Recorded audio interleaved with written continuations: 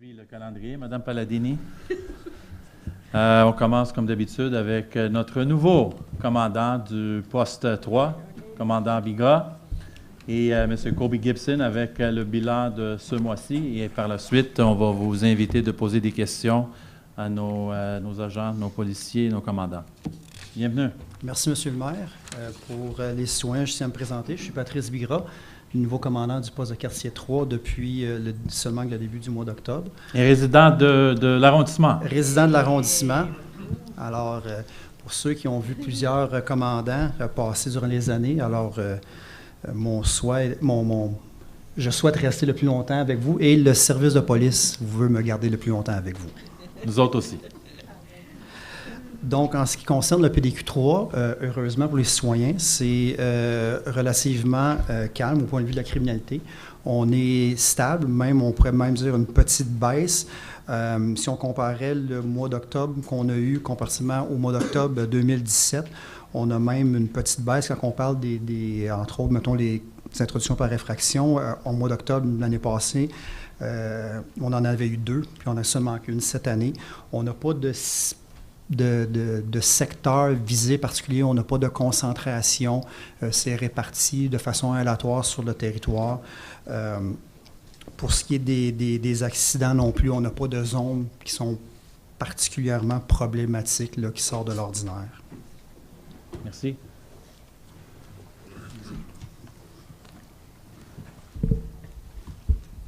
Bonsoir. Bonsoir. Au niveau du communautaire, l'agent Maheu, Dupré et moi-même avons fait plusieurs présentations. Bon, c'est sûr qu'il y a la période d'Halloween. Visite de l'école Beechwood, Personnage, Kingsdale, Collège Charlemagne et du Grand Chêne. Des présentations telles que Gang de choix, le travail policier, l'Halloween, les étrangers, Internet, l'intimidation et la drogue qui ont été faits auprès des jeunes. Il y a eu des présences policières pour la marche Terry Fox. Pour des écoles, mais ce soir, on a toujours un blitz. C'est plusieurs écoles qui nous téléphonent. Puis, bon, nous, on avise les écoles que si des policiers sont disponibles, ils vont être présents sur place pour surveiller les environs pour leur sécurité. Mais on a quand même une bonne participation des adultes de l'école, et puis avec des dossards et puis tout, des comptes, là, pour s'occuper des jeunes. Fait que ça se fait quand même assez prudemment. On a été présents à la journée porte ouverte d'Ajoie qui a eu lieu la semaine passée. Présence à la fête des voisins le 18 octobre au Centre culturel. C'est la première journée que vous avez rencontré mon commandant, Patrice. Oui. On était là. Fève au lard, il y a 1100 repas qui ont été vendus pour un montant total de 4 000 qui sera remis à différents organismes du secteur durant l'année. Il y a eu plus ou moins 30 endroits de livraison d'effectués par les policiers du poste 3. Ça sentait les fèves au lard dans le poste. Il y a aussi la présence des policiers, comme à chaque année. On a des policiers qui patrouillent le soir de l'Halloween pour donner des friandises et puis des banderoles, là, des genres de petits bandeaux fluorescents là, pour que les jeunes soient faciles à voir le soir. Surtout que là, on a reculé l'heure. Il faut en avoir encore plus de bonheur, mais ils peuvent l'utiliser dans l'année. Puis l'agent Maheu a rencontré les nouveaux arrivants à Pointe-Claire et à l'école aux adultes à Riverdale pour faire des présentations. Parler un peu du travail policier et puis des règlements généraux au Canada, de comment ça fonctionne. Si vous avez des petits banderoles extra, peut-être on peut donner un à M. Gignac parce que là, on va être capable de le voir sur la glace quand on joue au hockey. Mais c'est une blague. Je voulais juste vous dire, pour la marche de Terry Fox, Daniel Mailleux était là à l'école Charles Perrault, où j'étais avec ma fille. Et je vais vous dire, juste avec une ressource, vraiment sur le terrain, ça a très, très, très bien été. Puis l'effet d'avoir un agent sur place, et j'imagine pour les autres écoles, c'est la même chose. Mais personnellement, à l'école Charles Perrault, je peux vous dire félicitations, puis merci beaucoup pour le support parce que les parents se sentaient en sécurité de l'avoir avec nous cette journée-là. Merci. Question de la part de notre conseil, M. Langevin. En passant l'Halloween avec mes enfants sur la rue Palomino, j'ai pas pu m'empêcher de constater qu'il y a beaucoup de parents qui passent l'Halloween avec leurs enfants, mais ils débarquent pas de l'auto. Fait qu'ils suivent les enfants courent d'une porte à l'autre, puis tu as des chars qui se croisent avec des lumières. Ça devient chaotique dans les rues. Je me demandais si au niveau de la sécurité routière aussi, au niveau du code routier, s'il n'y avait pas un règlement ou quelque chose qui interdisait ça? J'ai déjà été sa circulation auparavant, il y a longtemps. Il n'y a pas de règlement en tant que tel. C'est sûr que, c'est comme un peu, durant la fête de la Saint-Jean, il va y avoir une certaine tolérance pour certaines choses, mais il y a une limite à ce que les gens peuvent faire lorsqu'ils conduisent leur véhicule automobile. Mais la sécurité, c'est toujours primordial. On peut le garder en note pour l'année prochaine pour le même secteur, peut-être envoyer un véhicule de police vérifier si c'est dangereux pour les jeunes. Mais ça se fait un peu partout, même où ce que j'habite, à l'île Perrot. Les parents, c'est ça, ils débarquent les enfants, puis ils suivent en auto. Et puis, ou peut-être pas au niveau répression, mais au niveau prévention. Peut-être le nommer, dites à vos parents de sortir du char. Ou le panneau lumineux de la ville.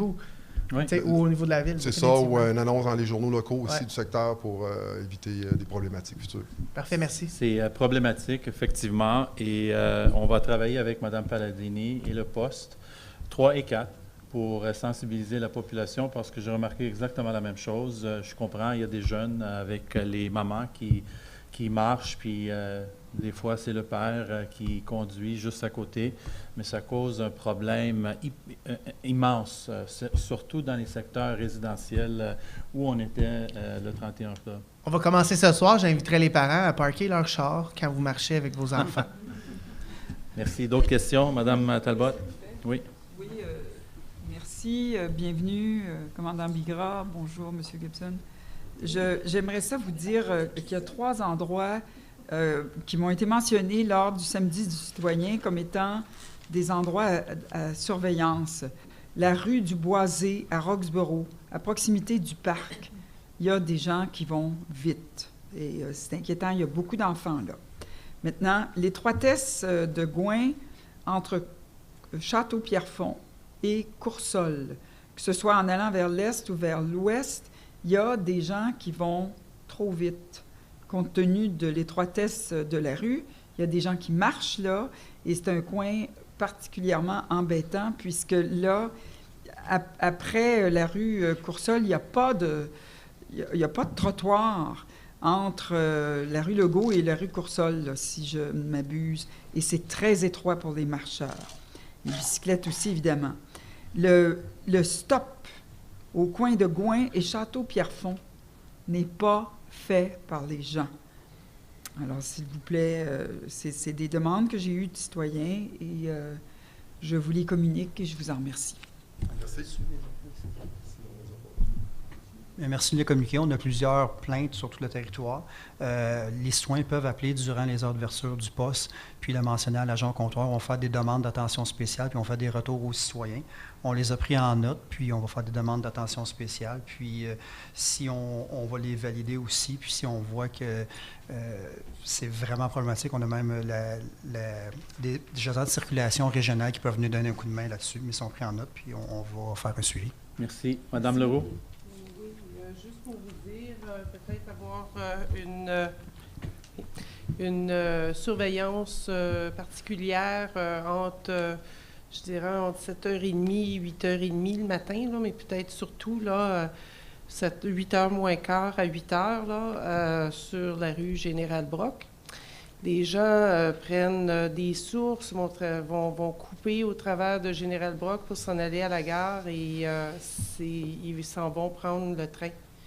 Et il y a beaucoup ils vont très vite. On a déjà 2 plaintes sur... Oui. Monsieur Gignac, il reste juste vous, si vous voulez poser une question. J'ai eu le privilège de remettre mes demandes au comité de circulation, aux policiers en devoir. Merci. Merci. Question de la part de nos citoyens. Questions? Monsieur, oui. If you can go on the mic, sir.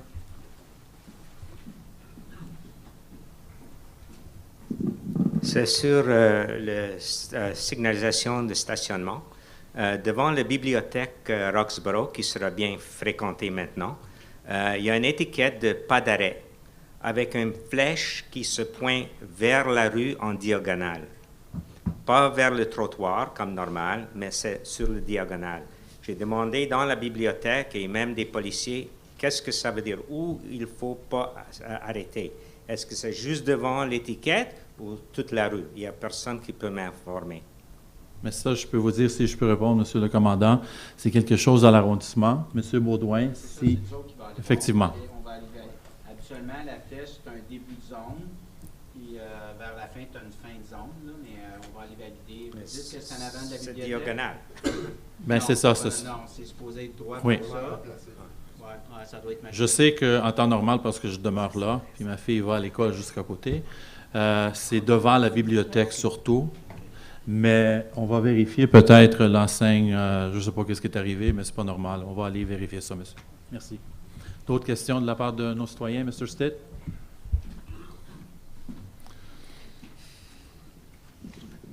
That last item I brought up 2 years ago to the council or one of the councilors, and nothing was done about it. I think it was Madame Talbot. But For which? For the library? for the sign going down to the library, yeah. At the library there? At the Roxboro Library. Okay, we'll verify Yeah. again there, Mr. Stitt. Thank you. So the sign goes down like this, the Yeah. arrow, and nobody knows what it means. Thank so- you. But people park there anyways.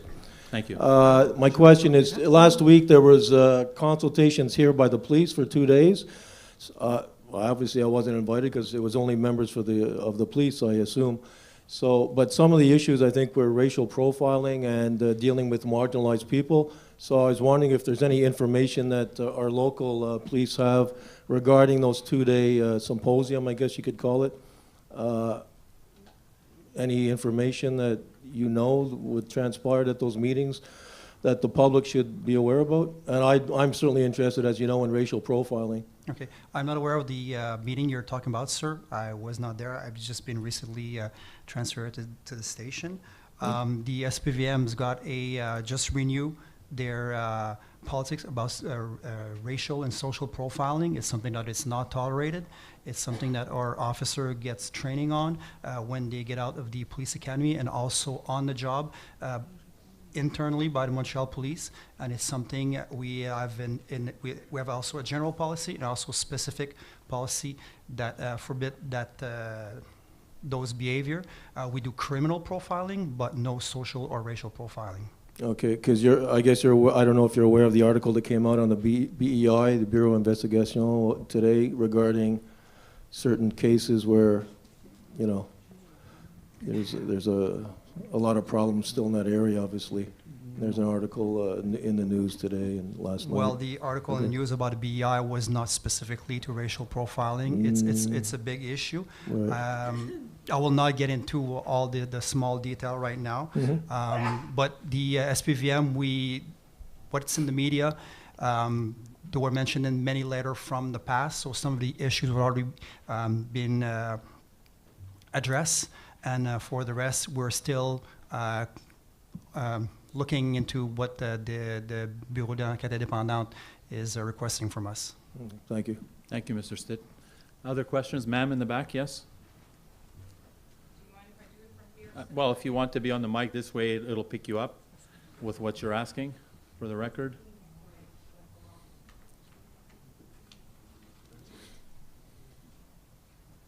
Thank you. I live on Logan Street in Pierrefonds East. It's a small residential street comprising of 81 houses on Logan and Glen. For years, we have complained to the city, previous administrations, about the lack of police presence on the street to monitor traffic.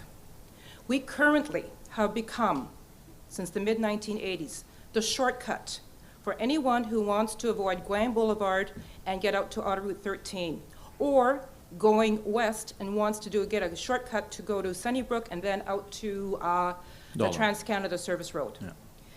Because of the heavy traffic that we have on the street, in the past week or so, I compiled a list of the amount of vehicular traffic we have, comprising of cars, school buses, and trucks. And I would like to give it to the police representatives so that maybe we might have a police presence on the street and start monitoring the amount of traffic we have and issuing the appropriate tickets, which are not being done. Okay, I'll take it, and we'll take a look at it. Thank you. Thank you, ma'am. If I can just add, the street has always historically been increasing in terms of the amount of cars that go there. Particularly this recent couple of months, because of the construction that's been going on Gouin, people have been more people have been using it, and I've gone myself to see once the work was being done at Sunnybrook and Gouin, and then the other work that was done near Alexander, people are avoiding that traffic by either going down Lalonde Boulevard and coming up on Gouin near Beaubois, or using your area and going in the back on Logan. Monsieur le commandant, c'est un problème en général, mais surtout avec les travaux qu'on est en train de faire sur Gouin. Les gens, ils sont frustrés, les gens, ils veulent aller trop vite. Puis là, ils passent exactement sur cette rue résidentielle. Si vous avez l'opportunité d'aller voir, moi, j'ai constaté sur la liste la pétition que j'ai donnée à M. Gignac pour étudier à la comité de sécurité et signalisation. Mais en même temps, si vous pouvez aller vérifier, c'est pendant la journée, ce n'est pas une heure fixe parce que Madame a pris l'analyse, vous avez vu, chaque 10 minutes représente des fois entre 100 et 200 autos.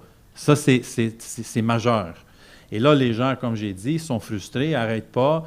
On a le parc de basket, on a Amabay, c'est densifié avec des jeunes familles. Puis là, à un moment donné, ça pose un problème. Je ne sais pas si vous avez, si vous faites, je ne connais pas le mot en français, un blitz pour aller adresser le problème vraiment à ce secteur, mais ça serait très apprécié. Okay. Thank you for telling us. We'll look at it, but it's something we'll work with the city, see if also the signs or something, l'aménagement peut être repensé peut-être. Vous dites, oui, j'ai vu les travaux, là, on met le chemin dans Waze, oui. Puis Waze, il nous dévie par des choses comme oui. ça dans la construction. Alors, il y a des gens, c'est un petit peu un problème, là, qu'il y a plusieurs qui regardent la police, mais aussi la ville, puis les choses comme ça. Mais on va travailler ça ensemble. On a la plainte, puis au comité de circulation, on va en discuter. Merci. Mais des fois, juste avoir une présence de temps en temps, oui. comme on fait autour des écoles au début oui. de l'année. D'avoir une présence juste sur les lieux, je pense que ça va aider un peu, au moins en court terme, pour montrer aux citoyens aussi que la police est là, puis les gens, ils ne peuvent pas faire n'importe quoi. Et ça donne quand même la sécurité aux gens, surtout Madame qui soulève le point. Elle a pris la peine de vraiment faire l'analyse et vous donner les données concernant combien d'autos passent. Je pense que ça nous aide beaucoup. Puis M. Gignac va présenter ça au prochain comité aussi. Parfait. Merci beaucoup. OK. En fait, je voudrais juste envoyer une petite fleur à M. Gibson. Monsieur Stitt, you've talked about racial profiling and what was done at the SPVM. In my past experience working with youth in the community, one thing that Kobe did with all the community groups that dealt with young adults and young people, either Maison des Jeunes de Pierrefonds, either Maison des Jeunes Amabé or Ajoie. Well, Kobe approached us at one point because we were complaining because we heard about racial profiling coming from our youth. And kids were talking about all the cops, were treated like this and that. But it was really more of a distance in the communication that the PDQ3 had created over the years. And at some point, all these three community groups created a program, which was pretty much led by Kobe, where Kobe would explain what is the application of the force. What's the threshold where a police officer has to say, okay, it's enough, and this is where I need to do my job, and this is where I have to go. So in the past, we had a lot of, 4 years ago, I would say, we had a lot of complaints coming from our youth. But I just want to say that Kobe has been extremely present in the east part of Pierrefonds, where there's a very strong concentration of visible minorities. And so Kobe has been expressly trying to create that bridge between those community organizations that were getting complaints, those youths, creating the platform, creating groups of discussion, and he would come and explain all these youth, like, here's why this cop had to apply the law, had to apply l'application de la force. And I just want to say that, Bravo. You did that. Bravo. Merci. Merci beaucoup, messieurs. Merci. Au mois prochain. Et encore, Monsieur le commandant, bienvenue à Pierrefonds Roxboro. Merci. Merci.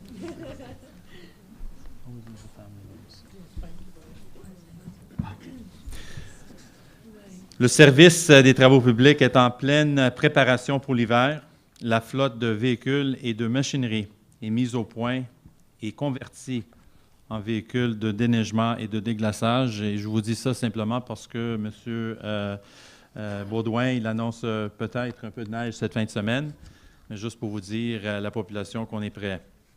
La Ville de Montréal ajoutera 4 activités hivernales à l'application mobile déjà existante pour que les citoyens puissent enregistrer eux-mêmes leurs requêtes lorsqu'ils sont témoins d'une situation particulière qui doit être rapportée aux différents services pour une intervention. Pour ceux et celles qui ne l'ont pas vu encore, c'est une application de la Ville de Montréal pour signaler soit des nids de poules, soit un éclairage de rue, une lampadaire brûlée, graffiti, etc. Maintenant, la Ville est en train d'ajouter 4 autres activités. And for those of you that know, the application is very effective because as soon as you enter it, you enter your mobile number or your email, and within a short period of time, you receive a response from the City of Montreal, oftentimes from our borough, that tells you that we've received it, and then when it's repaired, they will advise you thereafter. And not only that, you can even do a map, a geomap of where you are. And when you send that information, it automatically tells us the exact location that you are at, where the pothole is or the burnt light is, and it's been working. I've done a few tests myself, and it works in graffiti. That's what I said too. So, c'est quelque chose, je pense, qui nous aide beaucoup. Des fois, on est un peu partout, mais on ne sait pas qui appeler. Maintenant, avec l'application, c'est tellement facile. Comme vous le savez aussi, depuis le 1er novembre, l'interdiction de stationner la nuit de 1h à 7h est en vigueur et les abris d'auto peuvent maintenant être installés. J'ai vu M. Baudouin et Mme Castonguay cette fin de semaine, beaucoup d'abris d'auto en train de s'installer. Ça veut dire que les gens... Et l'autre chose que j'ai remarqué, parce qu'il y avait un temps où on avait à peu près 1000 personnes contre le règlement près de la rue, puis j'ai constaté moi-même, j'ai fait exprès juste pour vérifier, mais effectivement, maintenant, ils prennent la distance nécessaire du trottoir ou de la rue. Au moins, on sait que la sensibilisation qu'on a faite dans le passé nous aide beaucoup. Je vous invite aussi à donner à la collecte de sang du maire. C'est du maire, c'est pas moi qui collecte le sang, mais j'ai peur en plus. Puis je le fais. Ça fait des années que je le fais, mais je pense que c'est très important. Je pense à la dernière fois, on a eu une centaine de personnes qui ont donné. C'est le 22 novembre prochain au Centre culturel de 13h30 à 20h. La programmation culturelle, je l'annonce à chaque fois parce que c'est important. On a un programme extraordinaire, je peux vous dire, exceptionnel. Vous pouvez aller chercher la programmation sur le site Web. On a les spectacles de Noël et des fêtes un peu partout dans l'arrondissement. Et je vous encourage d'aller voir sur le site Web. On a aussi, je crois, Mme Palladini, les exemplaires un peu, soit à la bibliothèque, à l'Hôtel de Ville, pour aller chercher une version papier. Et dernier item que j'ai, pour ceux et celles qui savent déjà à l'avance, ça fait depuis longtemps que j'essaye avec les responsables du REM de faire une séance d'information dans mon arrondissement. Je sais avec Mme Mossen, mon attaché, on envoie des courriels presque tous les jours pour les encourager de faire une séance d'information pour nous informer tous qu'est-ce qu'ils font, c'est quoi l'échéancier, la fermeture, les autobus qu'ils vont ajouter pour aider les gens pour aller soit en ville ou ailleurs, sans succès. Aujourd'hui, finalement, on a eu l'appel des responsables qui nous disent c'est prévu pour le mois de janvier. On ne voulait pas faire ça au mois de décembre parce que je voulais le faire le plus vite possible, mais au mois de décembre, avec les fêtes, malheureusement, ce n'était pas le temps idéal. And so this is why we had it confirmed today that finally the agencies will be here sometime in January to hold a public session and advise us all of the upcoming work that's to take place at the REM stations.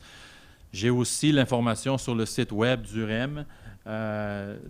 L'information est quand même courante, mais pas comme on veut. Et c'est pour cette raison que j'ai invité l'agence, les gens d'être ici. Je ne sais pas encore comment on va le faire, soit avec une table, avec les représentants qui vont répondre à des questions, ou on va avoir des kiosques un peu dans la salle pour que les gens ont l'opportunité de demander des questions spécifiques. Je ne sais pas encore. J'attends encore l'appel du REM, des gens du REM pour finaliser le projet. Mais c'est quelque chose qui est bien attendu de la population. Et ça va répondre, je crois, à beaucoup de questions qu'on a comme communauté. Madame Corbeil? Alors, mesdames et messieurs, permettez-moi de vous rappeler que certaines règles s'appliquent lorsque vous intervenez devant les membres du conseil d'arrondissement.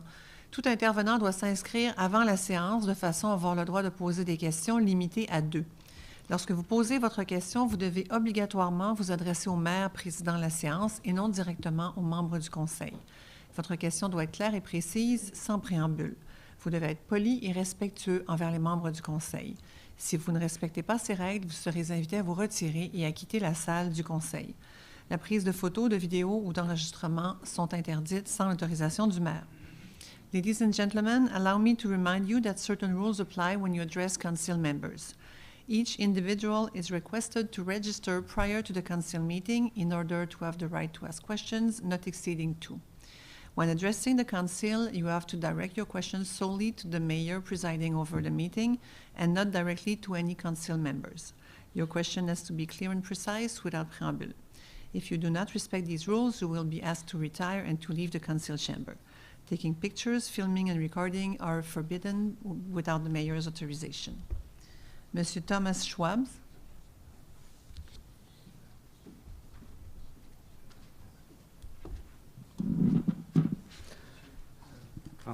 OK. C'est correct comme ça, monsieur? C'est bon? Oh, non, okay. it's OK, it's OK. C'est bon, c'est bon. Ah, pour la caméra? C'est bon? Ah, je m'excuse. I think I'm ready to retire. Okay. At the last council meeting, right after the announcement of the new Stratégie Expérience Client, Yes. On s'occupe de vous, Yep. came the announcement of the permanent closure of the CCE library. Yeah. In the vicinity of this outlet are 3 schools and one of the poorest neighborhoods in the entire country. The beautiful new library, 7 kilometers away, will not be easily or often used by this community, depriving them of the library. Following this news was the new commitment to mieux informer les citoyens. This was then followed by the announcement that the city would no longer place notices in Cité Nouvelle. I and many others use this to keep informed. Not everyone has internet access, especially without a library. Please help me understand how closure of the library and canceling of the notices are improvements. Thank you very much for your question. The library is something that we had said a while back when that library had opened up as a satellite, that it was a temporary solution. The ultimate goal, of course, was that we were going to look at all the ways that we would possibly be able to keep it open. Resources being available, funds being available, and of course, not taking away from the library that we were building here. Having said that, we have the Roxboro Library that's there. That's not 7 kilometers away. That's sort of halfway between the two. That will be still open and used as a satellite library. The CCE right now, what we're looking at doing is, it's not a final decision in terms of what we're going to do there. What we are looking at possibly doing is somehow having some type of activity there, whether it be study rooms, whether it be something available for the youth to be able to go. We were talking about that earlier today, as a matter of fact, in ways of trying to keep that building somehow open that the public in that area would have access to. Other things that we're looking at is somehow making the library here, the new one, available to the folks that live in that area.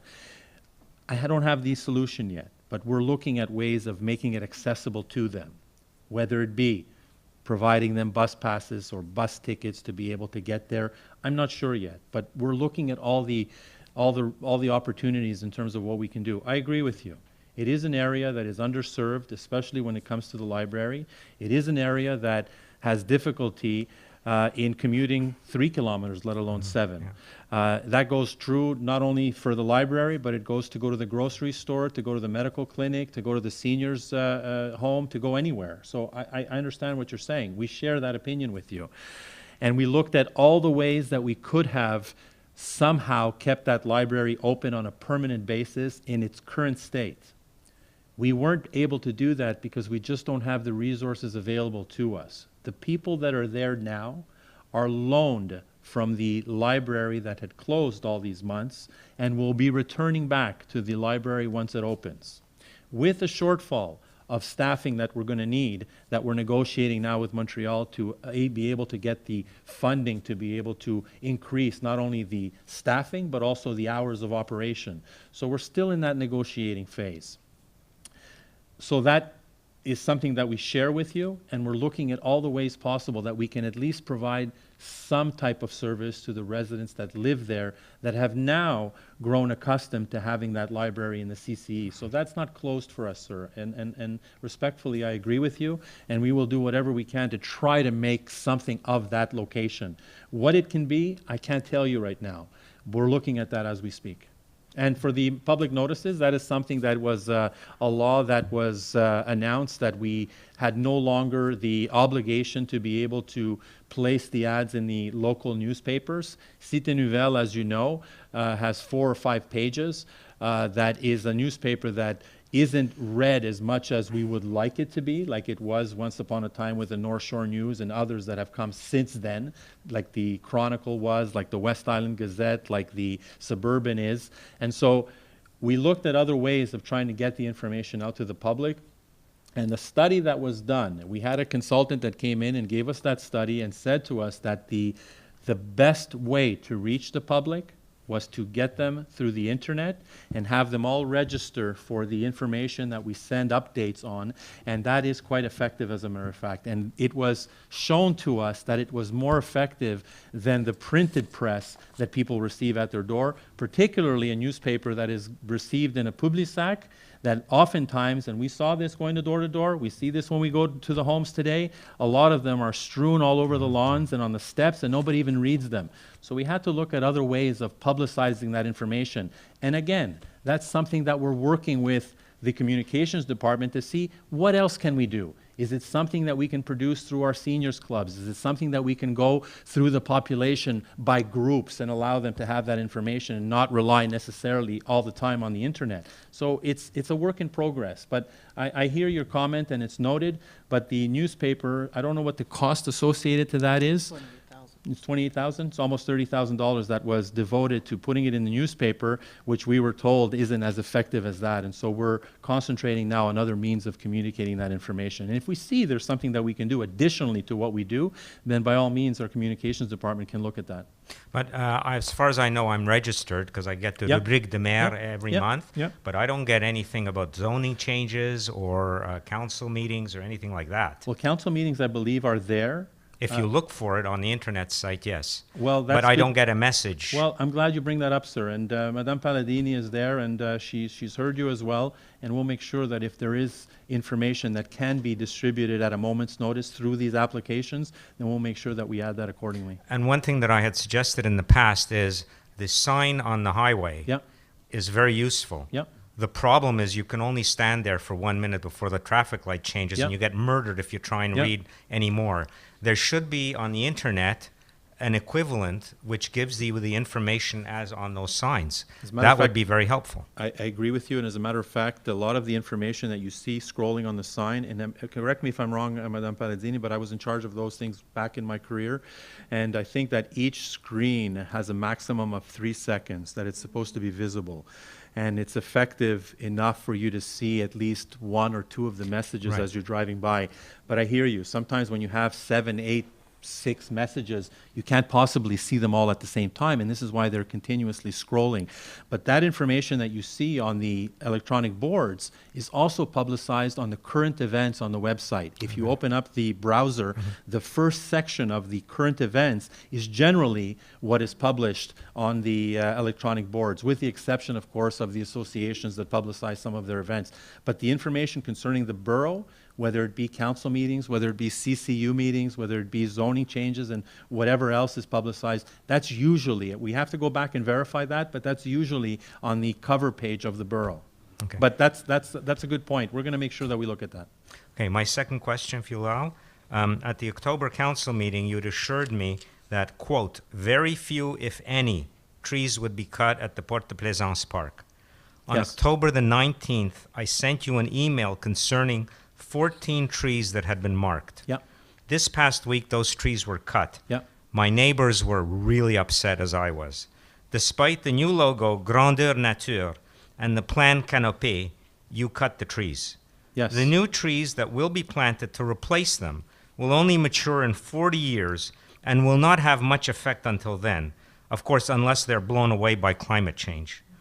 Please explain how cutting these trees is improving the environment and how your administration's actions are part of the solution and not part of the problem of environmental degradation. Thank you. The environmental aspect of planting trees is very concerning to us as well, because we plant, if I'm not mistaken, Mr. Baudouin, over 300 trees. 500 this year? 500 trees. So there's always a replenishment of the canopy in the borough. And that's 40 years from now. No, but we've been actively planting trees for the last number of years that we've been there, and it's been somewhere in the neighborhood of 3 now to 500 trees a year. These trees, and as a matter of fact, after you sent me the email, we all went on site and verified that fact. All of the services in council, we periodically, we go in a van and we go around the borough and we visually see some of the issues that residents bring up collectively, and we discuss some of the possible solutions. And one of them was that. And we were told on site the reason that that was absolutely necessary was because of the slope of the waterfront had to be adjusted.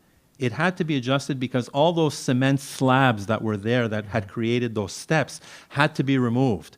And once they were removed, it had become too steep in that area. And so they had to be cut not only to gradually build up the slope, but also to add in one of the sections the boat launch in the area, I think, where there's 3 or 4 trees that were sort of in a group that had to get cut. But the other ones along the shoreline, it's because, unfortunately, the way that the berge, what's the berge in English? The shoreline. The shoreline. The shoreline had to be sloped. It unfortunately had to remove those trees.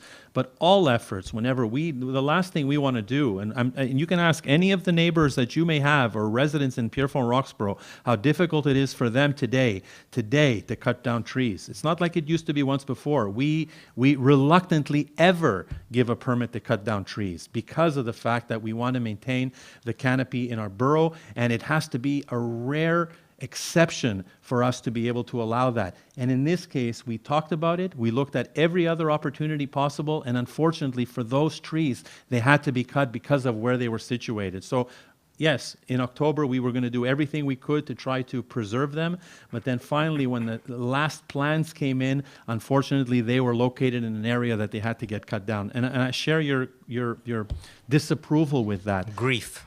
Grief is a better word. And I share the grief with you because we went on site the day after you sent me the email, and we looked at that site and said, what can we do to try to preserve them? And looking at the plans, it was impossible to keep those trees that are there. But there were trees cut way further back. Well, that's why I said in that area there is because that's where the boat launch will be. And way further back, like well, not 40, where the boat 50 launch feet. is there now. Where the boat launch is there now, it won't be there anymore. It's going to be further west. And that's why there was a cluster of about 3 or 4 trees in that area, or 5 trees, that had to get cut there because that's where the launch was going to be. Unfortunately, they had to come down. But again, regardless of our grief, which it is concerning, we still make all efforts, sir. 500 trees don't take 40 years to grow. I can tell you that all the ones around the parks in Roxboro, I've personally planted myself with my staff 25 years ago, 30 years ago, and now they're mature trees that are bordering all our parks and green spaces. So yes, there will be some time needed, but we're also doing this every year, and not only one type of tree, there's a variety of trees that we plant, and we also sell them to the residents through the Eco-Quartier and allow them to do that on their own as well on their property. So we make all efforts to plant trees, and definitely what we want to do is to preserve what we can. But in this unfortunate case, it was impossible to keep the ones that we cut down, sir. And I agree that if somebody wants to cut down a tree, they have a permit. It's a real difficult process. Oh my gosh. But if you're a contractor and you want to cut 1,000 trees, that seems to be a lot easier. Well, I don't know. I don't know where you've seen that. I mean, I haven't seen that here. So even a contractor who cuts down a tree on your behalf or on my behalf has to get a permit. They can't just cut randomly anywhere. Do they, on occasion, without the cities knowing, all cities knowing? Possibly. But the measures that we've put in place are so strict today that it is virtually impossible to cut a tree today unless it's causing structural damage to your home or any other. One example is Mayor Coder last year or 2 years ago cut 1,000 trees on Ile Sainte-Hélène. I don't know if he had a permit, but he cut 1,000 trees.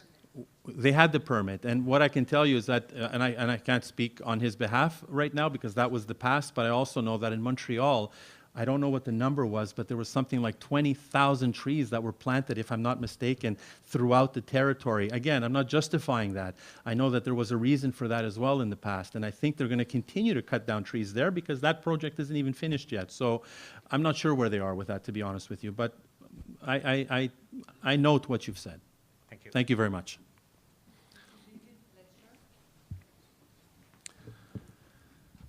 Good evening, Mr. Mayor and Good evening, and Mr. Council. Fletcher. Nice to May I see make you a after comment, such a by long the way, time. just before I talk about my own question? May I Yes. just comment to what Mr. Certainly. Schwab has just said? Certainly.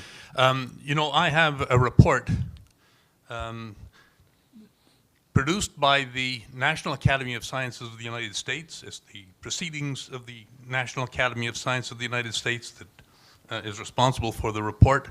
And in that report, it talks about human activity and the impact that it's had in the historical period, such that now in 2018, we have reduced the vegetative cover of the entire planet Earth by 50%. That's not surprising. Yes. And so it means in that particular scenario, what Mr. Schwab is talking about and our solutions for this, we have 20 years left, according to the IPCC, on the question of carbon mitigation. So I do think we need to be insisting that we find other solutions that can cut trees.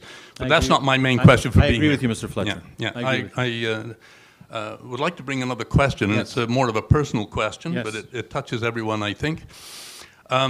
You came, I thank you very much, by the way, 2 years ago when they were doing the streets on my street in Roxboro, and I brought to your attention the fact that the soil that was being replaced where the digging had taken place was of terrible quality. It was very rocky, and so that's 16th, right? that's on 16th Avenue. That's right. And Near 10th. And it's, since then, they put the new grass in. Yeah. They put the new grass in. I was told by Guy Partenet, who's one of your public workers, he's in charge, the supervisor, that the loan was guaranteed for 2 years. And 2 years is exactly the point at which my lawn collapsed. And your neighbors as well? I'm sorry? And your neighbors? Or just your where that strip down the side of the road has been impacted by that, generally throughout there, we can see that the lawns have collapsed. There are weeds coming back in. Okay. And I know there are certain neighbors, by the way, this is an attendant issue on this, a number of neighbors have absolutely perfect lawns, even at the height of the drought during midsummer. Yep. They're obviously using water, perhaps when they shouldn't, but also they're using pesticides and they're using fertilizers. Okay. My approach to my garden is a completely environmental one. Yep. I take note of all of the potential impacts that accrue to the wide world and to my community and to the mentality of people around me by setting an example by doing these things. So I know, first of all, there's got to be pesticides being used. I don't know whether the bylaw is applied. But more particularly now, what I've been trying to do is, I've been personally myself, I'm 78 years old, I'm strong, I'm fit, and ready for the task. This summer, I removed 3 tons of gravel, rocks, and so on from about 35% of the frontage on my house. I had 2 separate collections of these stones, which I placed out on the street, and I'm working progressively to sift my soil out and to make sure that it's fit. So what's your question, Mr. Fletcher? My question is it's to do with leaves that I collected, by the way. On Thursday, I'd put them on my property, well away from the curb, 11 bags, large bags of leaves that I was going to mulch and incorporate into the soil that I'm working on. They were picked up. They were picked up. Now, the question is twofold. Why would people that are picking up garbage, the Rakova people, come onto my private property to interfere with a project that I'm engaged in that will improve the quality of my soil? They were on paper bags? They were in plastic bags. Okay. But if they were to pick them up, they should have been at the curb. And the second thing is, and this is a more important question, I think, I have to ask the question, since we have an organic pickup Yep. every Monday, we put it out every Monday for pickup Tuesday, on yeah. Tuesday, Yeah. why are the garbage people picking up leaves? Because I went around to follow the garbage man and explained to him, look, you've undone my project They're here. clear bags? They weren't in clear bags, no, but people are putting out these leaves in garbage bags on the side of the street with their regular garbage. But do they know that, respectfully, Mr. Fletcher, I hear you, if they went on your property to take these bags, doesn't make sense to me. They'd have to be either really close to the curb, and if they weren't, I find it odd that they would come on your property to take the bags. That's number one. Well, he explained to me, I went and spoke to the man Yeah. driving the truck. He's somebody that I've had cordial relations with in the past because they notice what I'm doing, the hard work that I'm putting in on my front lawn, and they're sympathetic to it. In fact, all my neighbors are sympathetic to my efforts. Yeah. But the question is now, my question is why any people that are responsible for waste pickup would be throwing leaves, good compostable leaves, into the back of a garbage truck. In black bags? To put them In into black bags? whatever. Closed? Closed. Well then, Mr. Fletcher, I mean, again, I hear you. This should be forbidden. No, but I hear you, and I agree with you. But if they're in a black bag, and they look like a garbage bag, and it's garbage bag No, looking, they knew. Well, I know, but what I'm saying is a lot of folks, what they've done, and I've seen this myself, is they'll mix possibly some leaves with the garbage and they'll put it in garbage bags just to get rid of it. They do this sometimes. There should be fines for that. I understand that, but if the garbage company was going around and they see a black bag that looks like a garbage bag, that seems to be full of garbage material, whether it be leaves from the top to the bottom, he has no way of knowing that unless he opens the bag. Right. Do we agree on that? On my particular case, it was very clear on my property that the 11 large bags were full of leaves and nothing else. And by picking them up, just by taking your hands on them and picking them up, you understand that they're not full of boxes and plastic and bottles and so on. They're full of leaves. I understand, Mr. Fletcher. I understand, but he doesn't know that. He does know that. He does not know that, Mr. Fletcher, because he would have to open the bag to check it. I know they're not weighing a lot. I put bags out too, and because they were wet on the weekend when I bagged them, the bags weigh a ton. But they're paper bags on the side of my driveway, and the company's going to come by tomorrow to get them. If that was in a black bag, let me finish, please. If that bag that I have on the side of my street is in black garbage bag, it weighs like garbage would. I'm not saying that's the case for you, and I can't explain what happened. Mr. Baudouin is here. He will make sure that we look into this with the company, but certainly, they will not open the bags and look at what's in the bag. Your grandchildren and my grandchildren have 20 years before, according to, and I have this on good authority from people that are advisors to the United Nations, that we are ready for an imminent collapse. The leaves that go into a garbage site have 25 times the carbon potential of carbon dioxide. When they're put into a garbage site, and I think Mr. Baudouin would probably agree with me, in the absence of oxygen, they produce methane, not carbon dioxide. But what I'm saying, Mr. Fletcher, I'm going to stop you. I'm going to stop you, please. I'm not a scientist, but I can tell you that if garbage is put in a black garbage bag, whatever it is, the material, on the side of the street or close to the street, anyone and everyone will think it's garbage. So what I recommend for you, we will bring that up with the company to make sure that if there are clear bags, for example, with leaves, if there are clear bags, because some people I've seen even use clear bags and they put their leaves and their grass cuttings and so on.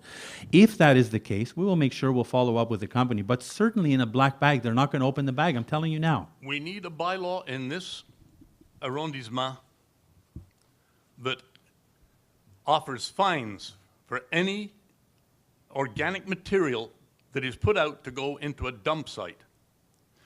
It should be absolutely the rule, the law, with penalties imposed that people do not put things that could be composted out on the Monday evening. Do you agree, Mr. Fletcher? I agree one thing, that we have to be as vigilant as they are in Beaconsfield about the management of waste. Do you agree, Mr. Fletcher, that in the last number of years, we've changed drastically in the way we compost and in our green collection and in our leaves that we pick up and all the uses that we have for compost and the education and the education of our public. Do you agree that we've made huge strides in that way? I would agree that some strides have been made, but they are insufficient. Well, and there is absolutely no excuse now for not being vigilant, for having inspectors going out, giving first warning to people that are putting this stuff out. We need this. We need the vigilance of our police and our security people. We need city employees to be keeping their eyes open for this and making sure that every single citizen that disobeys a bylaw that you should produce. But if you had a bag, can I just ask you this Yes. as we finish, please? If you had a garbage bag out with leaves on the front of your property, Right? would you not merit a ticket? Not if I have a work in progress. Sir, if you're not there at your house and my inspector goes by and sees your leaves in a black garbage bag in front of your home, do you not merit a ticket or a warning? Not if they're on my property, far away from the curb. Well, that doesn't make sense to me why they would walk on your property either, and I agree on you on that, sir. Thank you, Well, Mr. Fletcher. you know, they did. My wife warned me too late that the garbage people were actually putting their feet onto private property. Yeah, it doesn't make sense to me. That doesn't make sense, and we'll follow up with the company. There's two issues I'd like you to address, Mr. Bass. Number one is this whole question of a mismanagement of organic waste that is getting into the dumping cycle in a dumping site. And the second one is the question of me being able to carry out a project that ameliorates the situation in my neighborhood as well. Yeah. This should all be made very clear. I'm upset. I know didn't that. sleep for 3 nights. No, I know you're after that upset, Mr. Fletcher. Over what transpired. And I went and followed the garbage man around, and I looked at those bags on the side, and they were one after the other, after the other, after the other, after the other, and it was plain. The leaves were pouring out of the top. I went and checked some of the bags. They were leaves, not garbage. So please, Mr. Bass, Thank you, Mr. Fletcher. I do hope you'll take this seriously. I do. And I do hope that we will have some inspection for the use of pesticides, because that likewise, and fertilizers. Thank you, Mr. Fletcher. Yes. Thank Thank you. Madame Palladini has taken note to that as well, and if we have to increase our... There, Mrs. Bond will give you a lot of leaves. Who's next? Can I have... Est-ce que je peux avoir un proposeur appuyeur pour continuer pour une autre 15 minutes? Madame Talbot, Monsieur Gignac. Merci. Mr. Stitt. Well, speaking of the environment, it wasn't planned like that, but my first question is, during the 3-day Rib Fest, Friday, Saturday, Sunday, and also during the Boy George weekend, Boulevard Pierrefonds was closed between Richmond, obviously, and René-Amard. Now, during these complete times, there were a minimum of 2 police cars, and sometimes actually 3 and 4 during certain periods of time. 3 and 4 police cars, 1 or more at each intersection. In other words, Richmond, 1 or more police cars. René-Amard and Pierrefonds, 1 or more police cars. From morning to night, how many hours is that? There, with their engines running. Okay. With their engines running for all day, all night. Okay. Now, so what's your question? Can you imagine the amount of CO2 pollution that's coming out of that? And the reason for this is because they wanted to have their red flashing cherry light going 24/7. To me, seeing this is an environmental disaster that the cars produced during all those days on our environment. I spoke with one of the police supervisors one day, Monsieur Tourangeau, and he replied, "There's nothing we can do." What was his reason, Mr. Stitt? He didn't give one. You didn't ask him? I said, "Why do you have to keep your lights flashing?" He says, "We do." Can I just intervene on that point, if I could? Yes, sure. The commander was here. I wish we would have asked that question, but I plan to ask that question, okay?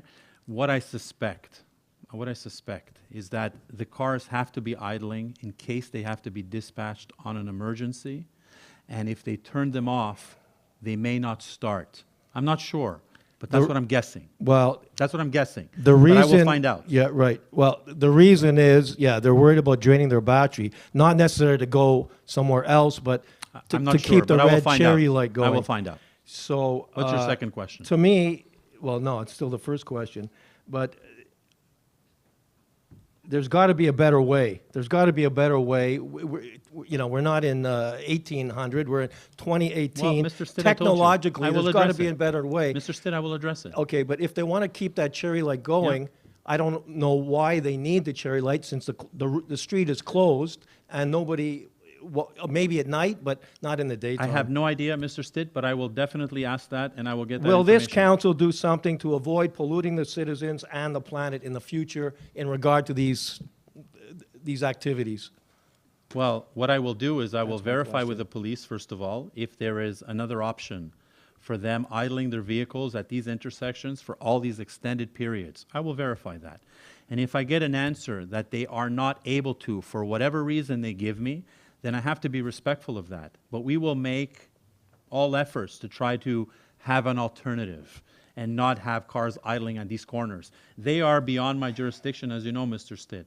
The commander that was here, you could have asked him that question. You didn't. I will make sure I will ask that question on your behalf. And next time I see you, I will have that answer for you. Thank you. Second question. At the August 6th council meeting, Mr. Gignac, who was presiding, gave many misleading and erroneous statements regarding the library and myself. He stated that the 18 million budget was for a rebuild, but now for the same amount we could get a new library. Not true and not true. And he also said that my questions are always tainted because I was a candidate for Projet Montréal. Tell the people, he said. Well, my question is, will Mr. Gignac resign because he is in a conflict of interest position? Will he tell the people that his full-time job is to work for the city of Mount Royal to develop the 1540 mega mall, and that meanwhile, as a part-time Pierrefonds councillor, he meets with developers regarding the Cap Saint-Jacques project behind closed doors Stitt, with I'm gonna no stop you. minutes I'm gonna taken stop you. to attempt to develop I'm gonna stop you. Lance-Lorme. Tell the people. Tell the people. First of all, in That's most my of your question. questions... That's my question. The answer is no. Madame Corbeil. Thank you, Mr. Stitt. No? No. He's not in a conflict of interest Nope. position? No. Go ahead, Mr. Gignac.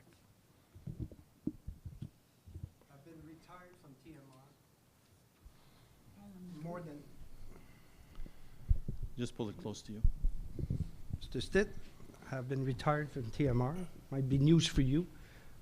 A good year ago, before the last election. Second, I don't even know who are the developers, never met them. So I don't know where you're taking this information. In fact, it's more of an accusation, and I intend, if you don't pull or apologize right now, to do something about this. So I'm giving you a chance. You can. I'm giving you one chance, sir, and I promise you, because that's what politicians do, that I will take this matter further. So I'm giving you a chance.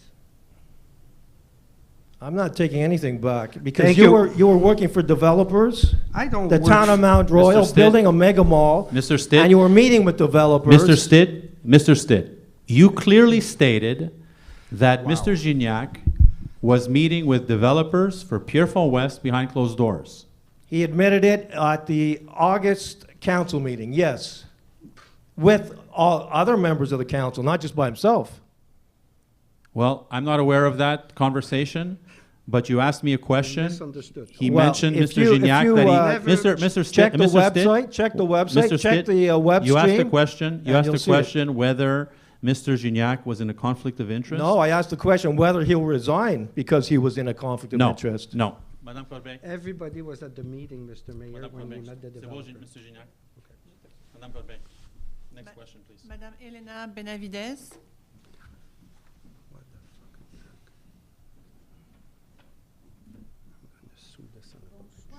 Bonsoir, Madame Benavides. Bon, parlant d'environnement, je voulais juste vous dire que chaque surface gazonnée que vous nous enlevez pour mettre du plastique vert, ben, on contribue au réchauffement climatique. La même chose qu'avec un arbre. Donc, je ne sais pas combien de kilomètres carrés que vous voulez nous mettre cette surface verte. Merci, madame. Mais moi, chaque fois, je suis très malheureuse Je de voir sais, ça. Madame Benavides, je sais très bien que vous êtes contre les gazons synthétiques. Je pense, pas la dernière fois, mais il y a quelques reprises que j'ai dit les bénéfices d'avoir les terrains synthétiques. Et ce n'est pas juste moi qui le dis, c'est les associations aussi, soccer, football, baseball et les autres, rugby, ultimate frisbee et autres, qui disent que c'est beaucoup mieux d'avoir ces terrains synthétiques que d'avoir le gazon naturel. Nous, parce qu'au niveau de l'utilisation, on peut prolonger l'utilisation par minimum 2 mois par année. Ça veut dire que vous pouvez imaginer le nombre d'heures d'utilisation qu'on peut avoir sur les terrains synthétiques. Ceci étant dit, à Pierrefonds, Roxboro, qu'est-ce qu'on fait? À chaque fois qu'on est en train de construire un terrain synthétique, comme on fait d'ailleurs, soit Greer, soit PCHS, et les autres qui vont venir, j'imagine, dans les années à venir, on fait un effort pour planter autour de ces terrains des arbres et d'autres végétations pour, pas compenser, mais pour avoir un peu de verdure autour de ces parcs-là. Parce qu'on sait, à un certain point, ça cause un peu de chaleur à ces endroits-là. Ça, c'est connu. Et on sait très bien, parce que je joue au soccer de temps en temps aussi, je sais c'est quoi un terrain synthétique comparé à un terrain naturel. Je vais vous dire aussi au niveau de coût. Je ne veux pas rentrer là-dedans vraiment en détail. Quand on joue sur un terrain naturel, disons maintenant à l'automne, puis on laisse les jeunes puis le public jouer sur un terrain naturel, la réparation pour ce terrain naturel peut coûter aux payeurs de taxes jusqu'à 200 000 $ de réparation par année. D'ailleurs, un terrain synthétique nous coûte pour le tapis, pas pour l'infrastructure, parce que ça, c'est one time. Mais le tapis nous coûte à peu près 1 million de dollars. Mais ce million de dollars va durer 10 ans minimum, même avec l'utilisation 4 fois plus qu'un terrain naturel. Au niveau économique, c'est beaucoup plus économique pour des villes en général de mettre les terrains synthétiques, en plus les heures d'utilisation. Mais je partage avec vous, Mme Benavides, on ne peut pas comparer un terrain synthétique à un terrain naturel. Je suis d'accord avec vous. Bon, mais maintenant, quand on parle de surface verte à Montréal, les pieds carrés, kilomètres carrés, mètres carrés, pieds carrés, disons, ces surfaces en plastique, il faut les enlever des surfaces vertes de Montréal parce que quand on veut atteindre 17 %, ben ça, il faut l'enlever parce que ce n'est pas vrai que c'est un espace vert. C'est un parc, mais un parc qui n'est plus effectivement. Vert. Mais comme donc, je disais... Parce que j'ai très peur aussi, Pierrefonds Parc, un de ces jours, ça va devenir aussi plastifié. Alors je me dis, c'est plus des espaces verts, donc il faut enlever tous ces espaces-là. Ne pas tricher en disant 10 % de l'île de Montréal, cet espace vert, parce que, pas seulement ici à Pierrefonds, un peu partout, c'est ça qui est en train de se passer. Alors, je pense que souvent, quand on triche très facilement quand on dit la surface verte sur la ville de Montréal, avec ce petit... Je ne sais pas si, effectivement, je ne sais pas, Mme Benavides, honnêtement, si les terrains synthétiques sont inclus dans ce pourcentage. Je peux vous dire, pour nous, avec le deuxième sur PCHS, on va avoir 3 terrains synthétiques comparés au naturel. On a à peu près une trentaine de terrains de soccer. On a 3 terrains synthétiques. C'est pas beaucoup. Et en plus, comme je disais, comme j'ai mentionné, on a planté cette année seulement 500 arbres. Je ne sais pas, je ne peux pas parler pour les autres villes et arrondissements, mais quand même, pour l'arrondissement, c'est bien. Et depuis des années, depuis notre arrivée comme administration, comme j'ai dit, avec l'ajout de M. Baudouin et les autres autour de la table ici, on a fait des efforts pour planter, je ne sais pas combien d'arbres, mais je vais vous présenter ça au prochain conseil. Pour vous dire, depuis notre arrivée, il y a 5 ans, c'est 1 an aujourd'hui, 2e mandat comme maire, depuis 5 ans, combien d'arbres on a plantés à l'arrondissement, en plus les arbres plantés par les résidents avec l'écoquartier. D'accord? Je vais vous dire. Puis le pourcentage, je vais soulever la question à Montréal aussi pour savoir si les terrains synthétiques sont inclus dans le pourcentage que tout le monde parle au niveau de verdure. Effectivement. Bon, il y en a une autre question différente. Airbnb. Je pense qu'il y a une nouvelle réglementation que je ne connais pas du tout. Alors, je me demande si dans les Vivre à Pierrefonds, vous allez expliquer, parce que, vous savez, ces règlements qui changent, nous, on n'est pas tout le temps sur les sites web pour savoir si vous savez changer un règlement ou un autre. On n'y va pas. Alors, si vous ne les publiez pas dans Vivre à Pierrefonds ou ailleurs, la plupart des citoyens, ce n'est pas qu'ils ne veulent pas suivre vos règlements, c'est qu'ils ne sont pas du tout au courant de ce qui se passe. C'est noté, Mme Benavidez, et je suis d'accord avec vous, mais je vais vous dire une autre chose. Le revue municipal, malgré les efforts qu'on fait pour publiciser l'information nécessaire, encore là, on met les tempos, on met toutes sortes d'informations. Quand on a un changement comme le Airbnb, parce que ça va passer, puis ça va être applicable partout dans l'arrondissement, sauf un petit zone qu'on avait nommé la dernière fois, c'est sûr que le revue municipal, c'est un outil, mais ce n'est pas ça que les gens cherchent nécessairement. C'est pour ça qu'on a fait l'analyse. Et même les revues municipales, malheureusement, sont laissées à côté des portes, puis les gens, ils les mettent dans les boîtes bleues tout de suite. C'est un outil. C'est une partie de communication qu'on fait. On fait ça sur le site Web. On fait les annonces quand les gens s'abonnent à la ville pour recevoir l'information. Mais pour quelque chose comme le Airbnb, je pense que c'est assez important pour l'annoncer dans le revue municipale. Je suis totalement d'accord avec vous, madame. Remarquez que je ne suis pas d'accord avec ces changements que vous avez faits. Parce vous n'êtes pas d'accord? Non, puisqu'il y a une maison où il y a eu des problèmes. On est 68 000 citoyens à Pierrefonds. Il y a une maison où il y a eu un problème. Et à cause de cette maison, tout le monde paye. Non. Vous savez, madame, que plusieurs villes, ils le font parce que c'est un problème partout sur l'île de Montréal et dans d'autres villes canadiennes. C'est une problématique parce que même le cas qu'on parle, on avait plus qu'un problème, mais le cas spécifique, vous ne pouvez même pas imaginer, Mme Benavidez, les photos que j'ai eues d'une résidente qui demeure en face, presque en face. Les photos d'un événement, une fin de semaine, avec les jeunes, vous ne pouvez même pas imaginer que la police était appelée, les pompiers étaient appelés, puis le propriétaire, qui demeure même pas ici, demeure à Ontario, savait même pas, il dit qu'il ne savait pas, que sa maison était louée pour être utilisée à ses fins. Je vous dis, si c'était à côté de vous, Mme Benavidez... Je ne serais pas contente. Effectivement.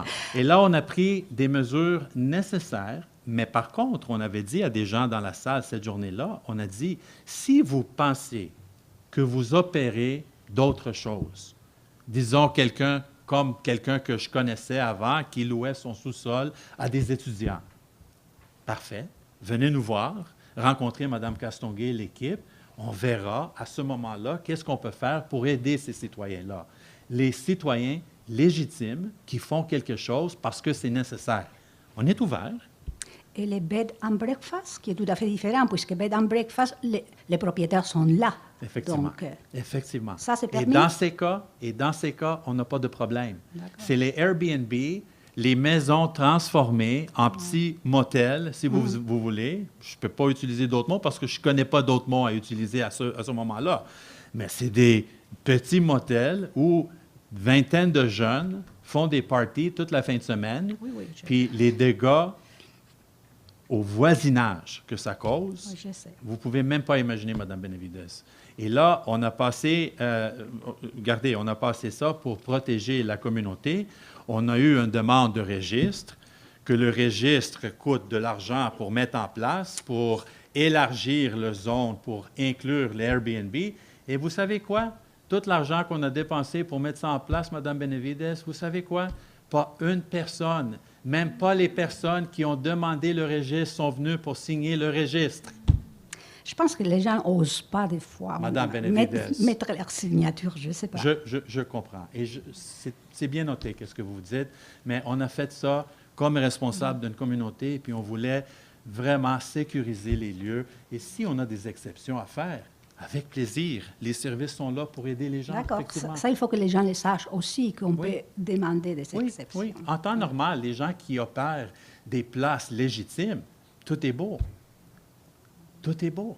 C'est les gens où on a des problématiques qu'on avait les dernières années et surtout cette année qu'il fallait faire quelque chose parce qu'il y avait d'autres villes, dans d'autres secteurs à Montréal qui faisaient la même chose. Vous pouvez imaginer que Rosemont-la-Petite-Patrie a essayé de faire la même chose aussi. Imaginez Rosemont-la-Petite-Patrie qui est centre-ville. Ça, c'est plus touristique que d'autres choses. Oui. Mais là, eux aussi, ils ont vu des problèmes. Là, pas juste eux, mais d'autres aussi qui ont suivi ça pour au moins contrôler l'Airbnb à des endroits spécifiques. Effectivement. Bon, Merci, Mme Benavides. OK. Si vous... ça, ce n'est pas permis à Airbnb, tout le monde comprend ça, mais si c'est permis les bed and breakfast, est-ce que les gens doivent le savoir aussi, ce qui est permis? Mais nous, on ne fait pas de publicité pour ces places-là. D'accord. C'est sûr. Écoutez, nous, on répond à des plaintes spécifiques.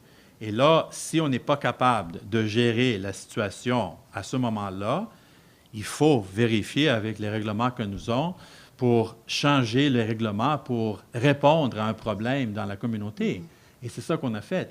Comme j'ai dit, les bed and breakfast, les gens qui ont, je ne sais pas si on a des gens avec les bed and breakfast à Pierrefonds Roxboro. J'imagine que ça prend des permis spécifiques pour faire ça. Si les gens ont fait ça depuis des années sans demander l'autorisation de la ville, comment vous pensez que je peux savoir?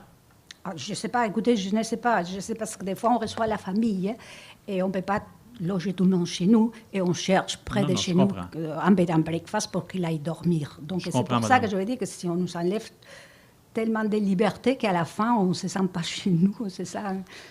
Vous êtes sécurisé, Mme Benavides, dans notre communauté. On prend les mesures nécessaires pour avoir la paix. La paix. Et dans sur cette rue où on a le problème majeur, on a d'autres, mais sur cette rue, maintenant, les gens vont avoir la paix parce que c'est incroyable qu'est-ce qui se passe à cet endroit-là. Oui, je peux le voir très clairement. Merci, Mme Benavides. On va faire le conseil, puis on va continuer la période de questions. Proposeur puis appuyeur pour J'appuie. M. Gignac, Monsieur. Est-ce que vous avez des changements, Mme Corbeil? 10.03, c'est ça?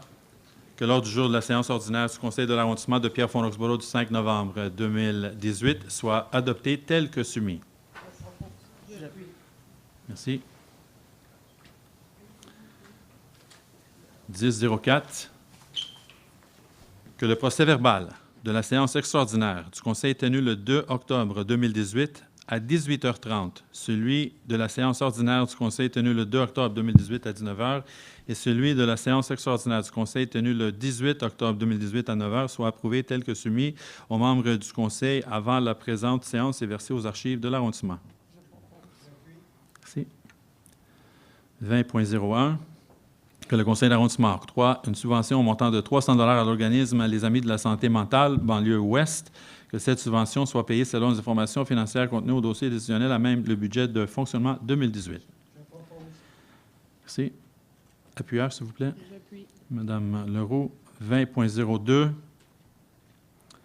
That the Borough Council grant subsidies in the total amount of $21,688 to the following organizations for the period of the amount indicated for each as part of the 2018 intervention du milieu pour les jeunes de 12 à 30 ans program and within the administrative agreement for the welcoming and integration of the immigrants made between, I don't know if that's written right, but welcoming the immigrants made between the ministère de l'Immigration, de la Diversité et de l'Inclusion de la Ville de Montréal, Midi-Ville 2018-2021, that the Council approve the 3 agreements projects between the Ville de Montréal and these organizations establishing the terms and conditions for the payment of these financial contributions. Action Jeunesse de l'Ouest de l'Île, 11,039. Centre Bienvenue, Inc., 5,648. Maison des Jeunes de Pierrefonds, Inc., 5,000. That Madame Louise Zampini, Head of Division, Cultural Libraries, Social Development, be authorized to sign the said agreements on behalf of the city, and that these subsidies entirely paid by the Central City be granted according to the financial information mentioned in the decision-making documents. Merci.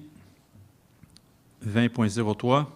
Que le Conseil d'arrondissement approuve le projet de convention entre la Ville de Montréal et l'organisme communautaire Action Jeunesse de l'Ouest de l'Île pour la consolidation du programme montréalais de soutien à l'action citoyenne en sécurité urbaine. Que Mme Louise Zampini, chef de division Culture, Bibliothèque et Développement social, soit autorisée à signer la dite convention au nom de la Ville. Que soit octroyée une subvention montant de 12 500 $ pour l'année 2018-2019, que cette subvention entièrement payée par la Ville-Centre soit versée selon les informations financières contenues au dossier décisionnel. Je propose. Monsieur Langevin. Oui, dans le fond, je trouve que ça vaudrait la peine de juste démystifier ou décortiquer un peu cette subvention-là. Cette subvention-là provient de la Ville-Centre. L'organisme à joie est seulement porteur, c'est-à-dire fiducie de cette enveloppe-là. Je trouvais ça important de le dire ce soir parce que cet organisme-là aussi permet, par sa structure administrative, de redistribuer des fonds pour différents projets, for different projects in the community. And I think that that $12,500 follows an action plan that is decided through a committee of 8 to 9 members, including the SPVM, that actually puts an action plan every year and that is evaluated every 3 years to actually tackle some of our security issues on a preventive level. Such an example, beginning of every school year, we have many elementary schools and high schools on our territory. And this committee, formed by all these community members from the city, from the SPVM, they get to, and nonprofit organization, different members that represents elders, youth, and children's and families. They get together and they actually deploy this action plan through that $12,500, which is strictly for activities. So group members of that group, they represent group and they promote this, and then after that they advertise what the action plan is, and then different community groups can apply for funds through the nonprofit organization. So I thought it was important to mention that because it's been I think around 6 years that this money has been distributed every year, and I thought it was important to be transparent about it. Merci, M. Langevin. 20.04, qu'une subvention avec convention non récurrente répartie sur 3 ans à même le budget de surplus de l'arrondissement et au montant de 45 000 sont octroyés à l'organisme communautaire Maison Caracol CPSC de Pierrefonds-Est afin de soutenir le volet social de ces services. Que Mme Louise Zampini soit autorisée à signer la dite convention au nom de la Ville, que soit autorisée une affectation de surplus de 45 000 taxes incluses, que cette subvention soit payée selon les informations financières contenues au dossier décisionnel à même le budget de surplus de l'arrondissement. Monsieur Langevin, vous avez d'autres commentaires? En fait, je voudrais féliciter une collègue qu'on a tous dans la communauté, quelqu'un d'extraordinaire qui s'appelle Claire Legault. Claire travaille de pied d'œuvre, je veux dire, elle travaille nuit, je suis sûr qu'elle n'a pas dormi plusieurs nuits, à justement mettre en place de la pédiatrie sociale dans Pierrefonds-Est.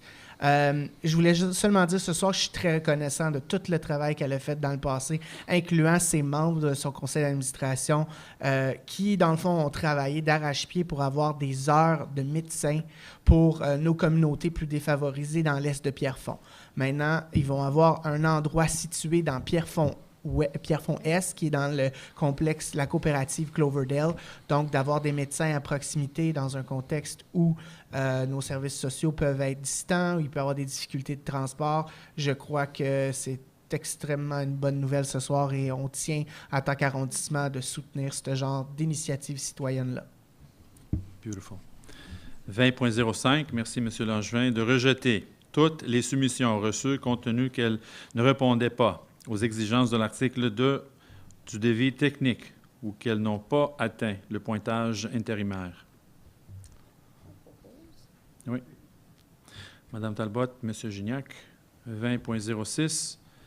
To authorize the Secretary of the Borough to sign the intervention of the Ville de Montréal regarding the deed of easements by destination of the owner of Lot 3711352 of the Cadastre Québec to the benefit of Lot 3711351 of the Cadastre Québec as part of the Site Planning and Architectural Integration Program for the construction of the new commercial building 4491 Boulevard Saint-Charles. Thank you. 20.7. 20.07. D'octroyer un contrat au montant de 16 901,32 taxes incluses à la firme de sondage Léger afin de réaliser un sondage auprès de la population de l'arrondissement de Pierrefonds Roxboro afin d'obtenir le portrait de celle-ci par profit d'intérêt. Que Mme Francine Gervais soit autorisé à signer ladite contrat au nom de l'arrondissement et que soit autorisée l'affectation de cette somme à même le surplus budgétaire d'imputer cette dépense conformément aux informations financières inscrites au dossier décisionnel. J'appuie. Merci. 20.08, d'octroyer un contrat au montant de 9 427,95 taxes incluses à la firme BIP Sondage afin de réaliser un sondage de satisfaction et de besoin auprès de la population de l'arrondissement de Pierrefonds Roxboro, que Mme Francine Gervais, directrice, soit autorisée à signer ladite contrat au nom de l'arrondissement, soit autorisée l'affectation de cette somme à même le somme budgétaire et d'imputer cette dépense conformément aux informations financières inscrites au dossier décisionnel. J'appuie. Merci. 20.09. That the following subsidies be granted to the nonprofit organizations which administer community swimming pools in Pierrefonds Roxboro Borough, to wit, Piscine Thorndale, Inc., and the Association de Natation Briarwood, for the amount of $5,833 from the 2018 operating budget in order to cover the excess operation fees following the presentation of their balance sheet for the 2018 season. Association de Natation Briarwood, $932.70. Piscine Thorndale, Inc., $4,991. That these subsidies be paid according to the financial information mentioned in the decision-making documents. J'appuie. Merci. 30.01. Que la reddition financière constituée à la liste des chèques mensuels, de la liste des virements, ainsi que de la liste de bons de commande et autres dépenses des différents services de l'arrondissement de Pierrefonds Roxboro, préparée par M. Victor Mendez, chef de division ressources financières et matérielles, au montant de 114 613,29 pour la période du 25 août chez terrain, un minimum de 0,25 et un maximum de 1,15 et d'établir le rapport bâti terrain, un minimum de 0,10 et un maximum de 0,50. Le tout s'appliquant à l'ensemble du terrain de projet intégré. De permettre que le niveau de plancher du rez-de-chaussée soit supérieur à 2 mètres, mais inférieur à 2,5 mètres au-dessus du niveau moyen du centre de la rue, nonobstant la terminologie définie au règlement de zonage mentionné. D'assortir le présent projet particulier aux conditions suivantes. Une garantie financière d'un montant équivalent aux travaux relatifs à l'aménagement paysager du terrain devra être versée préalablement à la délivrance du permis de construction et le projet est limité à un nombre maximum de 18 logements. Qu'une assemblée publique de consultation soit tenue conformément à la loi et cette fin et que soient publiés les avis publics requis. So hopefully everybody understood everything I just said right there. And if not, the public meeting will be held for everyone to have more information.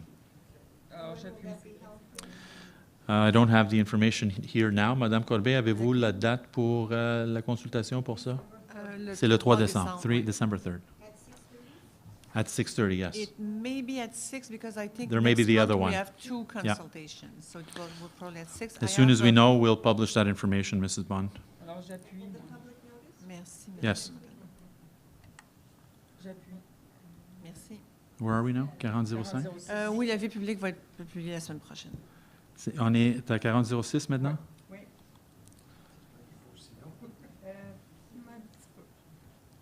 On est 4006 ou 4007? 46. Wow, c'est une autre. Oh mon Dieu. Tu veux que je fasse la moitié? Non. T'es obligé. Fais juste To adopt resolution, C'est long. ça c'est une autre qui est extrêmement technique. Je vais, Mme Corbeil, lire d'obliger à partir de d'obliger à la fin. D'accord? Oui.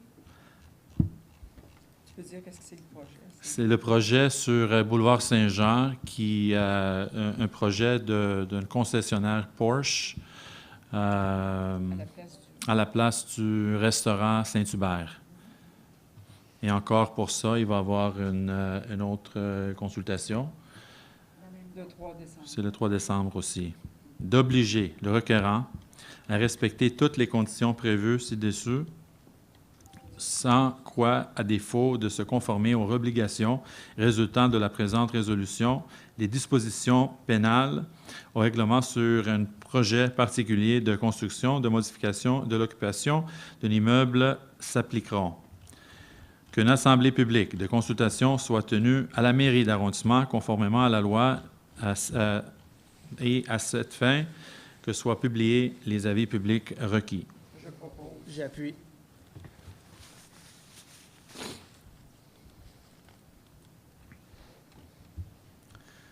.07. Monsieur Gignac, est-ce que vous pouvez le faire? Avec plaisir, monsieur. Excellent, merci. C'est votre comité? C'est ça. Alors, que le projet verbal de la réunion du comité de signalisation de sécurité routière tenue le 11 octobre 2018 soit approuvé tel que soumis. Excusez. Que l'annexe A du règlement 868 concernant la circulation et la sécurité publique sur le territoire de l'ancienne ville de Pierrefonds soit modifiée comme suit. 1 rue Acre, par l'installation d'un panneau d'avertissement « Attention aux enfants » sur la rue Acre du côté ouest au sud de la rue du Bosquet, comme indiqué au croquis 1959 P. 6 juin. Rue du Sulky, l'installation d'un panneau indiquant cul-de-sac à l'entrée de la rue du Sulky à l'intersection de la rue du Palomino, comme indiqué au croquis 1870 P. 6 juin. Rue Paiement, par l'installation des enseignes suivantes sur la rue Paiement, entre le boulevard de Pierrefonds et la rue Saint-Yves, du côté est, stationnement interdit lundi au vendredi de 18h à 9h. Du côté ouest, stationnement interdit lundi au vendredi de 9h à 18h, stationnement de nuit autorisé, comme indiqué au croquis 18-13-2 P. 6 juin. Je propose. Merci. Monsieur Gignac, pourriez-vous nous expliquer comment le comité fonctionne et qui est assis autour de la table? Qu'est-ce que vous faites quand on reçoit une demande d'un citoyen? Alors, dans un premier temps, on s'assure que cette demande-là n'a pas déjà été traitée, parce que vous comprendrez que lorsqu'il y a une plainte, souvent, la même plainte peut être formulée par plusieurs citoyens de la rue. Le comité se penche sur chacune des demandes. Il est composé de représentants, d'experts en matière de sécurité publique, police, pompiers, ambulanciers, pour tout ce qui touche les mesures d'urgence. On a des gens du service travaux publics, le directeur, la directrice de l'aménagement urbain. Nous avons des représentants citoyens de l'Est, de l'Ouest. On a récemment modifié notre stratégie pour ce qui est de la circulation autour des écoles. Et nous avons dorénavant, en tout cas pour la première, la représentante de Lester B. Pearson, et probablement à la prochaine rencontre se joindra le représentant de la commission scolaire Marguerite Bourgeois. Nous avons augmenté le rythme des rencontres.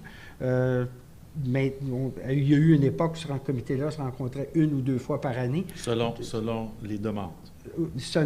Pas selon les demandes, parce que, force de constater, il y a une grave problématique de circulation à l'heure actuelle dans l'arrondissement. Non seulement les gens ont 2 fois plus de voitures, mais le comportement des gens a changé énormément au fil des ans. On n'a pas été gâtés par la construction majeure sur Saint-Jean, Saint-Charles, Château-Pierrefonds, Gouin-Ouest, et partout, les gens aujourd'hui, avec les applications Waze, ont trouvé d'autres moyens de rejoindre l'autoroute plus rapidement. Je pense que nous faisons d'un excellent travail. Malheureusement, j'ai oublié de dire, on a un expert légal sur des questions de transport, parce qu'il y a le code de la route. Le ministère du Transport donne des directives claires sur qu'est-ce qui peut être fait, qu'est-ce qui ne peut pas être fait. Alors là-dessus, on regarde les décisions. On s'assure de ne pas déplacer le trafic, parce que s'il y a un problème sur une rue, on ne veut pas le même problème sur toutes les rues avoisinantes et autres. On cherche davantage à s'assurer que la sécurité est respectée, non pas par le volume, mais par la vitesse. Et ça, ce sont des mesures qu'on est en train de regarder. Monsieur le maire, vous avez ouvert la porte. Le traditionnel dos d'âne pour ralentir la circulation sera un dossier revisité. au printemps, nous allons regarder des façons de peut-être de reprendre ce dossier-là. Les expériences pilotes qui avaient été tentées dans le passé avaient été désastreuses, non concluantes, où les gens, où on avait fait ces projets pilotes-là, unanimement venaient nous en demander, puis 3 mois après, criaient pour qu'on les enlève. Alors, on va reprendre cette stratégie-là avec une politique où, s'il y a une pétition pour avoir des dos d'âne sur une rue, on va la regarder parce qu'il y a des conditions où ça peut se faire ou pas se faire. Et on va demander aux citoyens qui signent cette pétition-là, si vous acceptez de signer, vous acceptez d'avoir le dos d'âne en face de chez vous. Merci, M. Gignac. Merci. Parce que des fois, les gens ne savent pas exactement comment le fonctionnement de chaque comité. Je pense que ça serait une bonne idée de temps en temps de le reprendre rappeler. et en même temps comprendre que le volume de choses aujourd'hui a dépassé de beaucoup la capacité du personnel à faire les suivis. Mais on regarde. Il va y avoir... L'important aussi, c'est que la décision n'est pas prise seulement par les responsables de l'arrondissement. Non.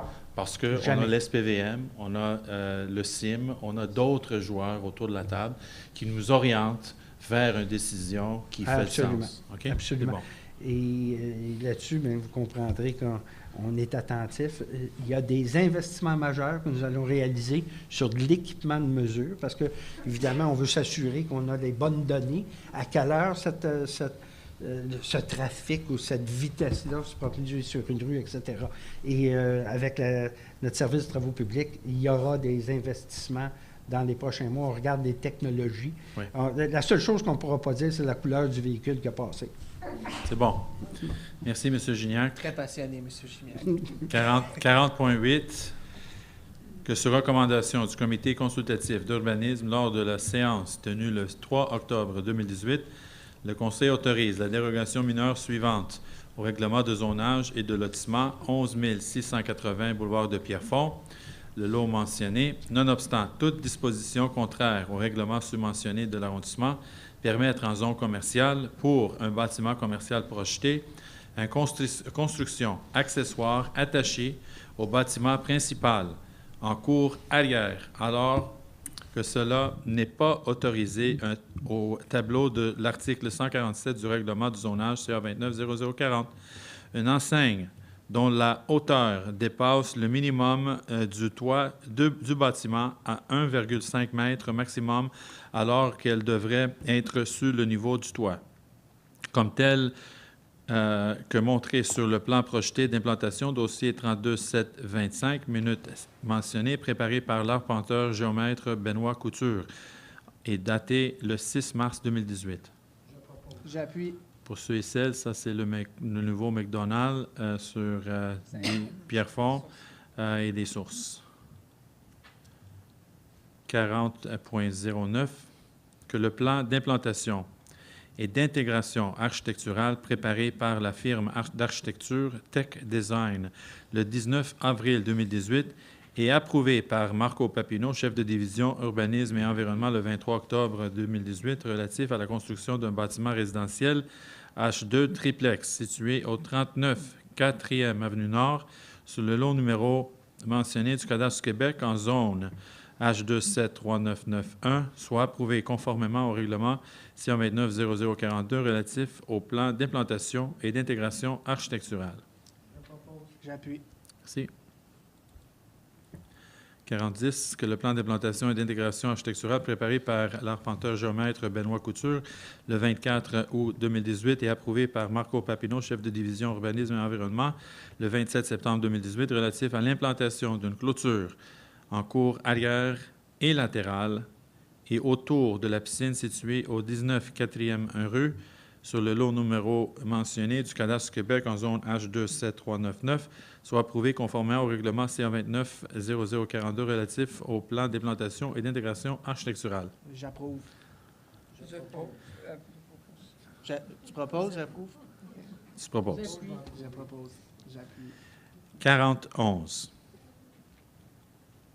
De prendre acte du dépôt par le secrétaire de l'arrondissement de Pierrefonds Roxboro du certificat du registre de consultation des personnes habiles à voter sur le règlement CA 29004032-34-2, modifiant le règlement de zonage CA 290040 de l'arrondissement de Pierrefonds Roxboro afin d'abroger la définition de gîte touristique et de remplacer la définition de résidence de tourisme, d'abroger le paragraphe 2 de l'article 71 de l'article 78 du chapitre 6 intitulé « Dispositions relatives aux usagers additionnels et aux usagers dépendants ». Le tout à l'égard de la zone H16353 et le registre a été tenu le 30 octobre 2018 conformément à l'article 557 de la loi sur les élections et les référendums dans les municipalités. Le nombre de signatures requises n'ayant pas été atteint, le règlement est réputé approuvé par les personnes habiles à voter. J'appuie. Ça, c'est l'exemple que j'ai donné plus tôt, mesdames et messieurs, concernant un registre demandé par des citoyens et les résidents qui ont demandé le registre ne sont même pas venus pour signer le registre. C'est juste pour vous dire, là, le coût associé, je n'ai pas le montant exact, mais le coût aux payeurs de taxes pour faire la préparation. Anyways, ça, c'est mes commentaires à part. 40.12. De dénoncer, en vertu de la loi sur la sécurité civile, le risque d'inondation à l'occupant du 513 rue Saraguet-Est, le lot mentionné du Cadastre du Québec dans le cadre de l'autorisation du travaux de rénovation et la résidence unifamiliale isolée sur cette propriété. Je propose. J'appuie. Merci. Ça nous amène à la fin de la période des questions. Madame Corbeil. Oui, Madame Martha Band.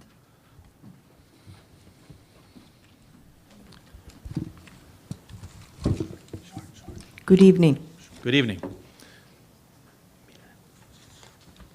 Milan. Page 2, item 4004.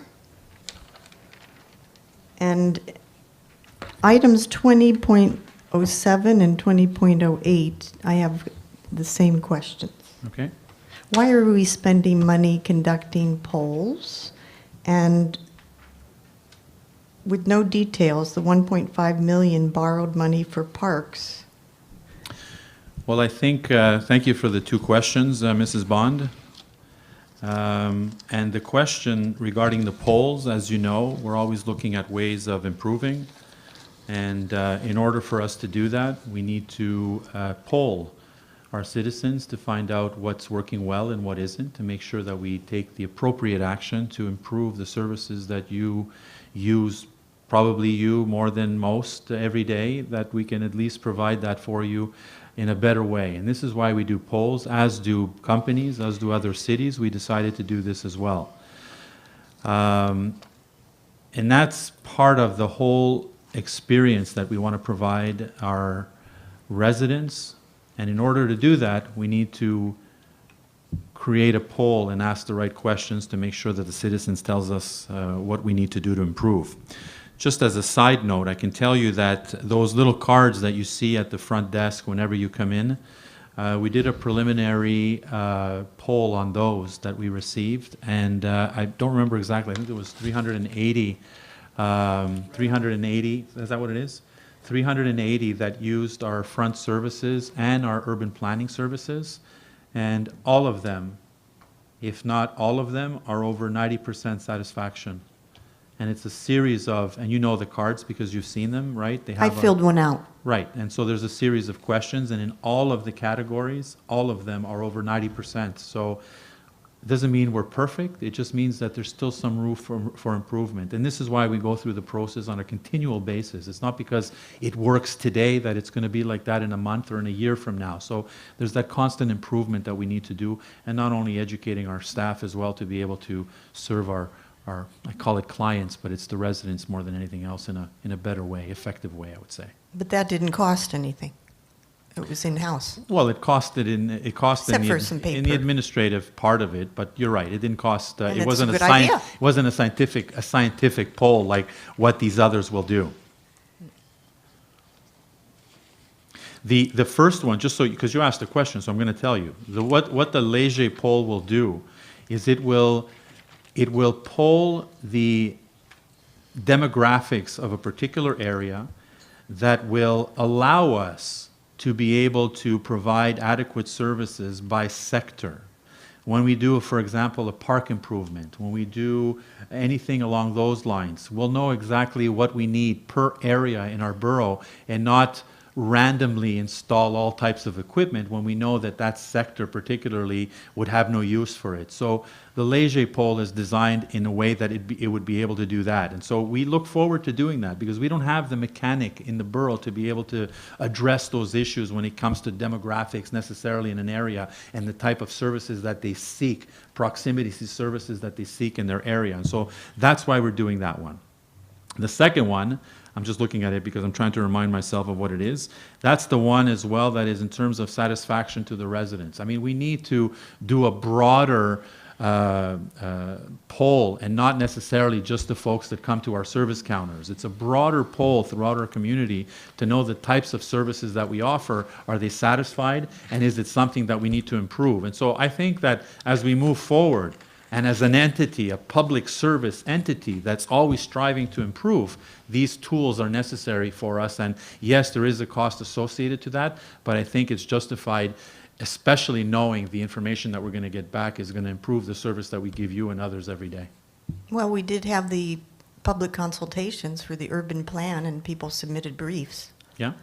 And that was, there was a certain cost to that, but we have that. And Yeah. we also have because I'm thinking, we have a priority and a plan Yeah. to address these. Yeah. And very little of those action plans, I forgot the exact title in all the pages of Chapter 18. The Sustainable Development Plan, is that what it is? It was actually the urban plan. Okay, Because yeah. the public went to a public meeting, Yeah. I believe, about sustainable development, Yeah. but the comments and briefs presented or hoped to be presented by citizens, I don't know if that was compiled, but it was during the urban plan, and Yeah. there's a strategy and action plan, Yeah. and most of this has never been implemented. There's So, a lot I mean, that's been implemented already because this is an ongoing. well, maybe we can address this at a next council meeting, sure. because I'd like to review it, because I do remember I reviewed it, especially the transportation, Yeah. because there was something about the parking problems at Yeah. the Roxboro train Yeah, station. and we're I dealing with used that one, so I'd be happy. But there were a lot of things not addressed. I would happy to be revisiting that with you as well. And that too will allow us to revisit the information. And if it's something that we haven't addressed, certainly it's something that we can bring back and work on. That's the goal of all this. Will there be a review of this to change priorities, or to actually Well, this is an ongoing. set the priorities? Yeah, well, this is an ongoing, good question. This is an ongoing internal discussion that takes place in terms of if it's a file that hasn't started yet, or if we're partially completed, if it's still valid today. So there's that constant sort of review of it. And if there are some that have to be adjusted and prioritize other issues that we've talked about in the past, well, then we look at that collectively as a team. Up until such time where a new plan will be presented to the public with new priorities, and also revisiting the ones that were prioritized in the past, and let you know how far along we are in accomplishing some of these issues. So this is an ongoing. This is what the administration does on a continuous basis. I mean, it's not something that just sits on paper. For example, if I look at the polls that tell us what is at 90% compared to others that are at 95, 96, all it tells me is that the public is generally satisfied with that aspect of what we do in customer service, but it also tells me that that's the one that we have to work on the most, where we train our employees, we give them the tools that are necessary, and so on. So yes, it is encouraging to know that the public that comes to our service counters is generally happy, but it doesn't mean that we stop there. It just means that we keep striving for better. And this is what that whole launch was for us in terms of that customer experience that we wanted to unveil and have our public understand that collectively we're doing everything we can to provide this service to our citizens. This is just a tool. It just guides us. That's nothing more than that. And I hope your card was among these. It should be in 90. concrete. What's that? It should be in concrete? We don't need more policies that go all over the place. Well, what did I just tell you? What I said to you is it's nice to have this on paper, but it doesn't stop there for us. Okay. It's a feel-good moment for the moment, but after that, it just makes us continue and strive, if anything, to improve or at least to keep it at these statistics. And I suspect that maybe one of your cards was in that 90%. Not sure. It did have to do with service by the staff. Fantastic. I do want you to know, because you limited it, it makes sense, to certain questions, Yeah. right? And so, of course, I felt that there was you know what I thought there was improvement for? Where? Access to public information. You said that you were happy with that? Or No, I said that needed some improvement. Okay, but can I ask you, and I need you to try to be as honest as possible. I know you always are. Everything else got a 95. But let me ask you seriously. Have we not improved drastically the communication tools that we've put in place for the citizens? And I need you to be as objective as possible, please.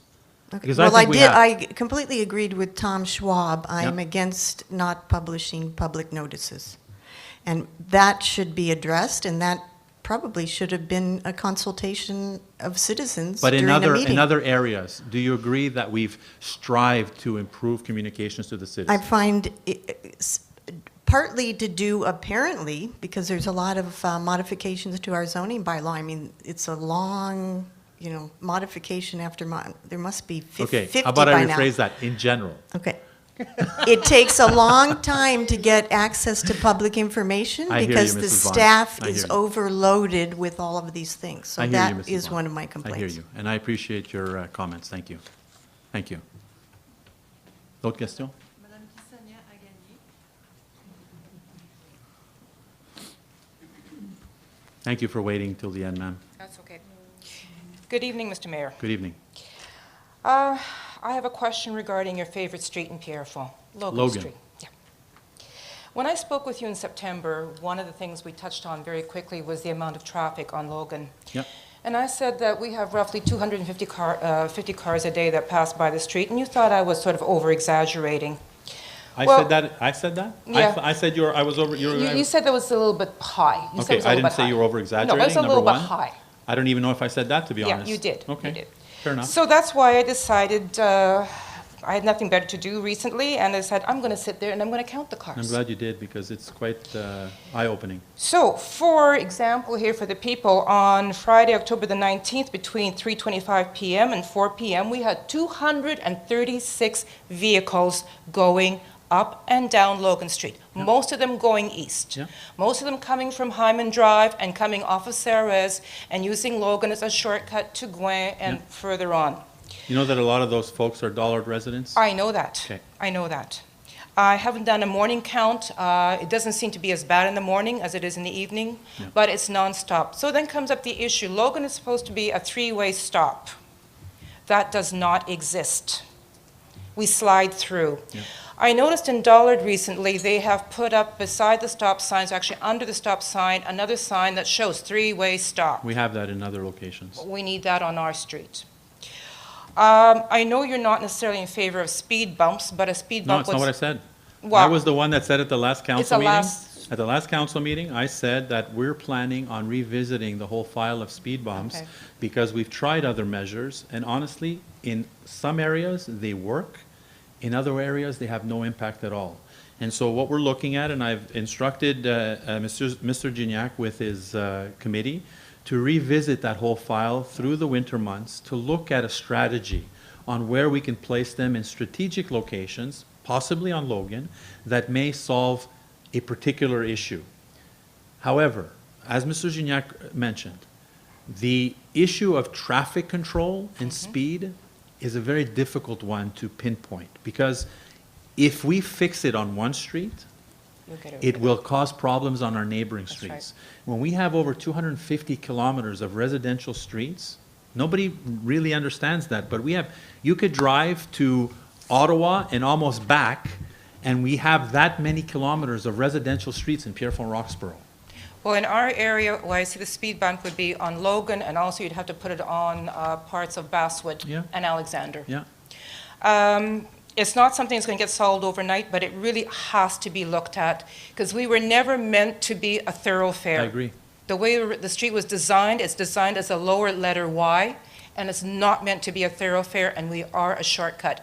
It's not safe for the people who live on the street, it's not safe for people who are driving, and it's very unsafe for the pedestrians, those who are going to take the 208 bus, and those who go up Ceres or up the street to the park to go to the train station. That brings me... We tried to secure the area of the train station with the crosswalk and the signage, as you saw a little while ago. We've made improvements in that area to try to at least allow people to safely cross the street in that location, which had become problematic with the addition of the bike path that's there as well now.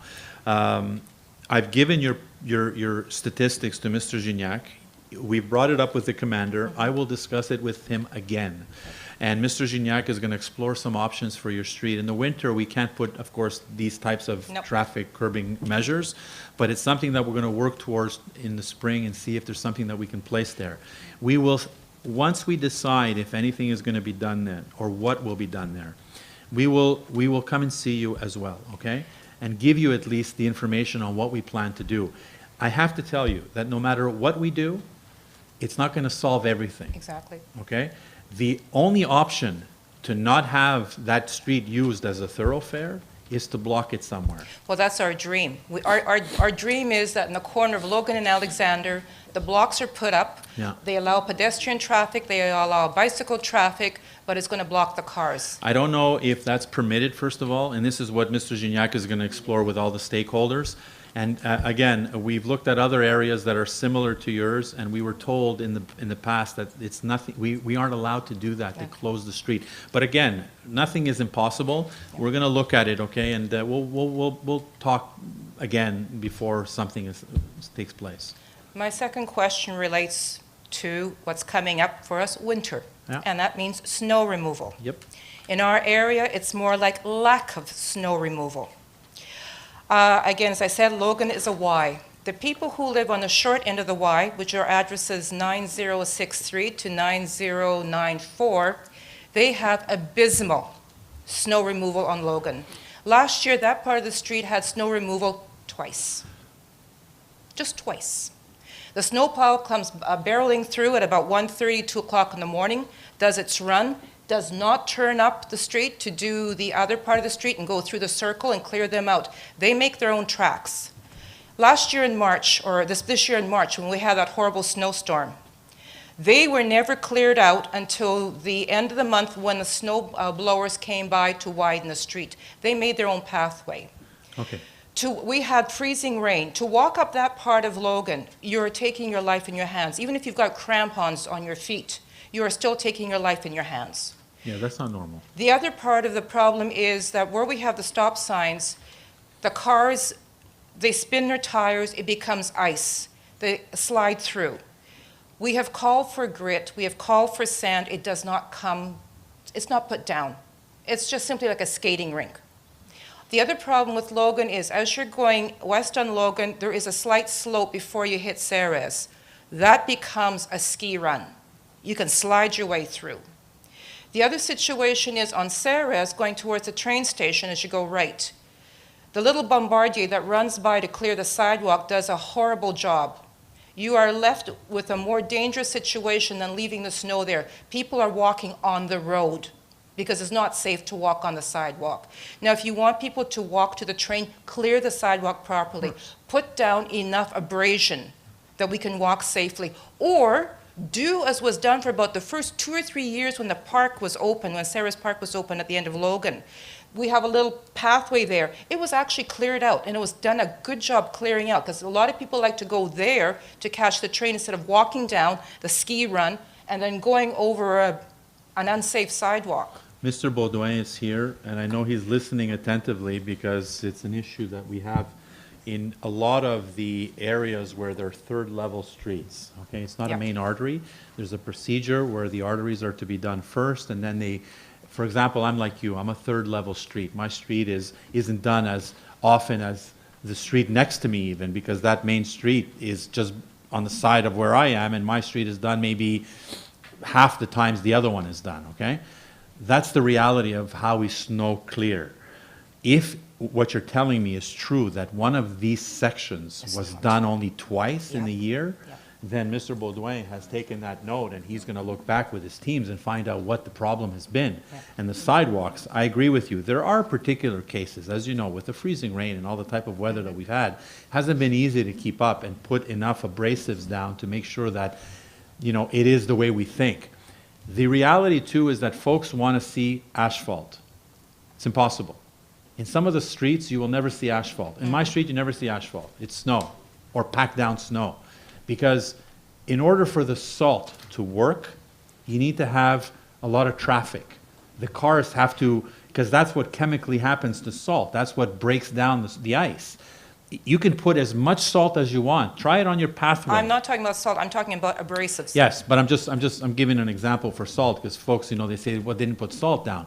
Well, if you put abrasives down, not all the time, but a lot of the times, if the street isn't, or is an intersection, let's say, where cars are spinning their wheels, that's going to turn to ice anyways. And that's why Mr. Baudouin is going to check with his teams and see what the frequency is, because they have a route that they go through, right, on every sector, in every sector. And I'm not sure if that's D'Amour, Mr. Baudouin?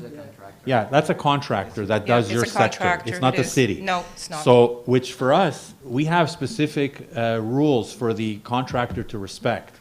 And the frequency and the amount of abrasives, I mean, that's all detailed in the contract.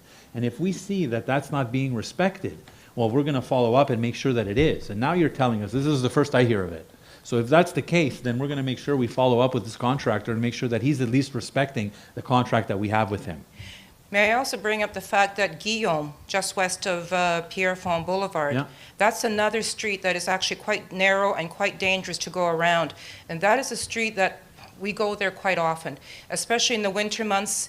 You have a nice ski run on your car to go through those corners. That needs to be looked after. And in the summertime, people there have got their cars parked on both sides. So you barely get one car to go through.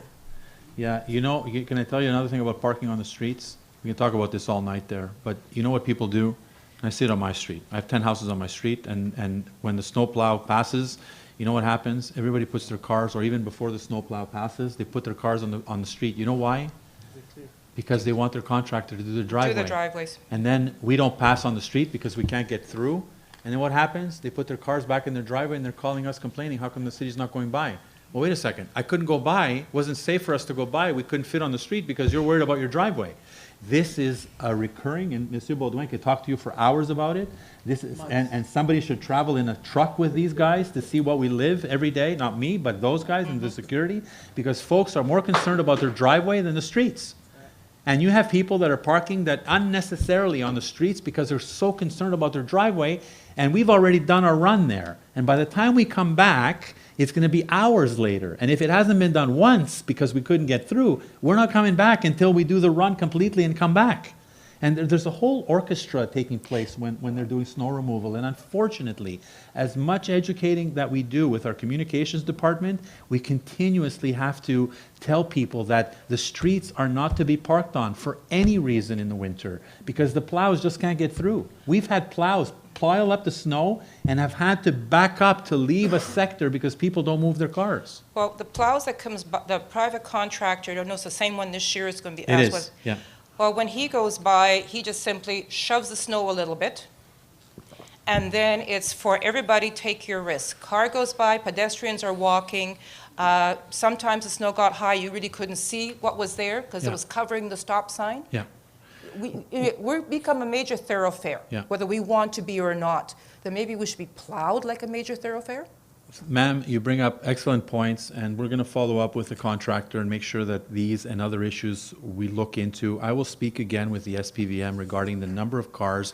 Mr. Gignac is going to look at it with the traffic committee and all the stakeholders around the table to see what are some measures we can put in place as early as this spring to try to fix a little bit of what you're living through, okay? I'm aware of it. I've seen it, not to the degree that you have on paper, but I've seen it, that it's used as a passage to get to point, and a lot lot of the dollar folks that are leaving are avoiding Sunnybrook because they don't want to go to Gouin. They're coming through your area. And on the way back, it's the same thing. Yep, I know. Because they want to avoid the light at the community center, exactly. turning left, so they come down your street. It's so much easier for They them. can avoid 4 lights. Oh, I know that. I know. I've seen it. And so I don't know about closing the street, but we're going to look at some of the other options, ma'am. Okay. Thank but you very our dream much. still is close the street. Thank you. Thank you for waiting till the end, ma'am. Thank you. 70-01, ça me prend un proposeur. Je propose. Merci. Thank you very much, everyone, for coming. Au mois prochain. Merci.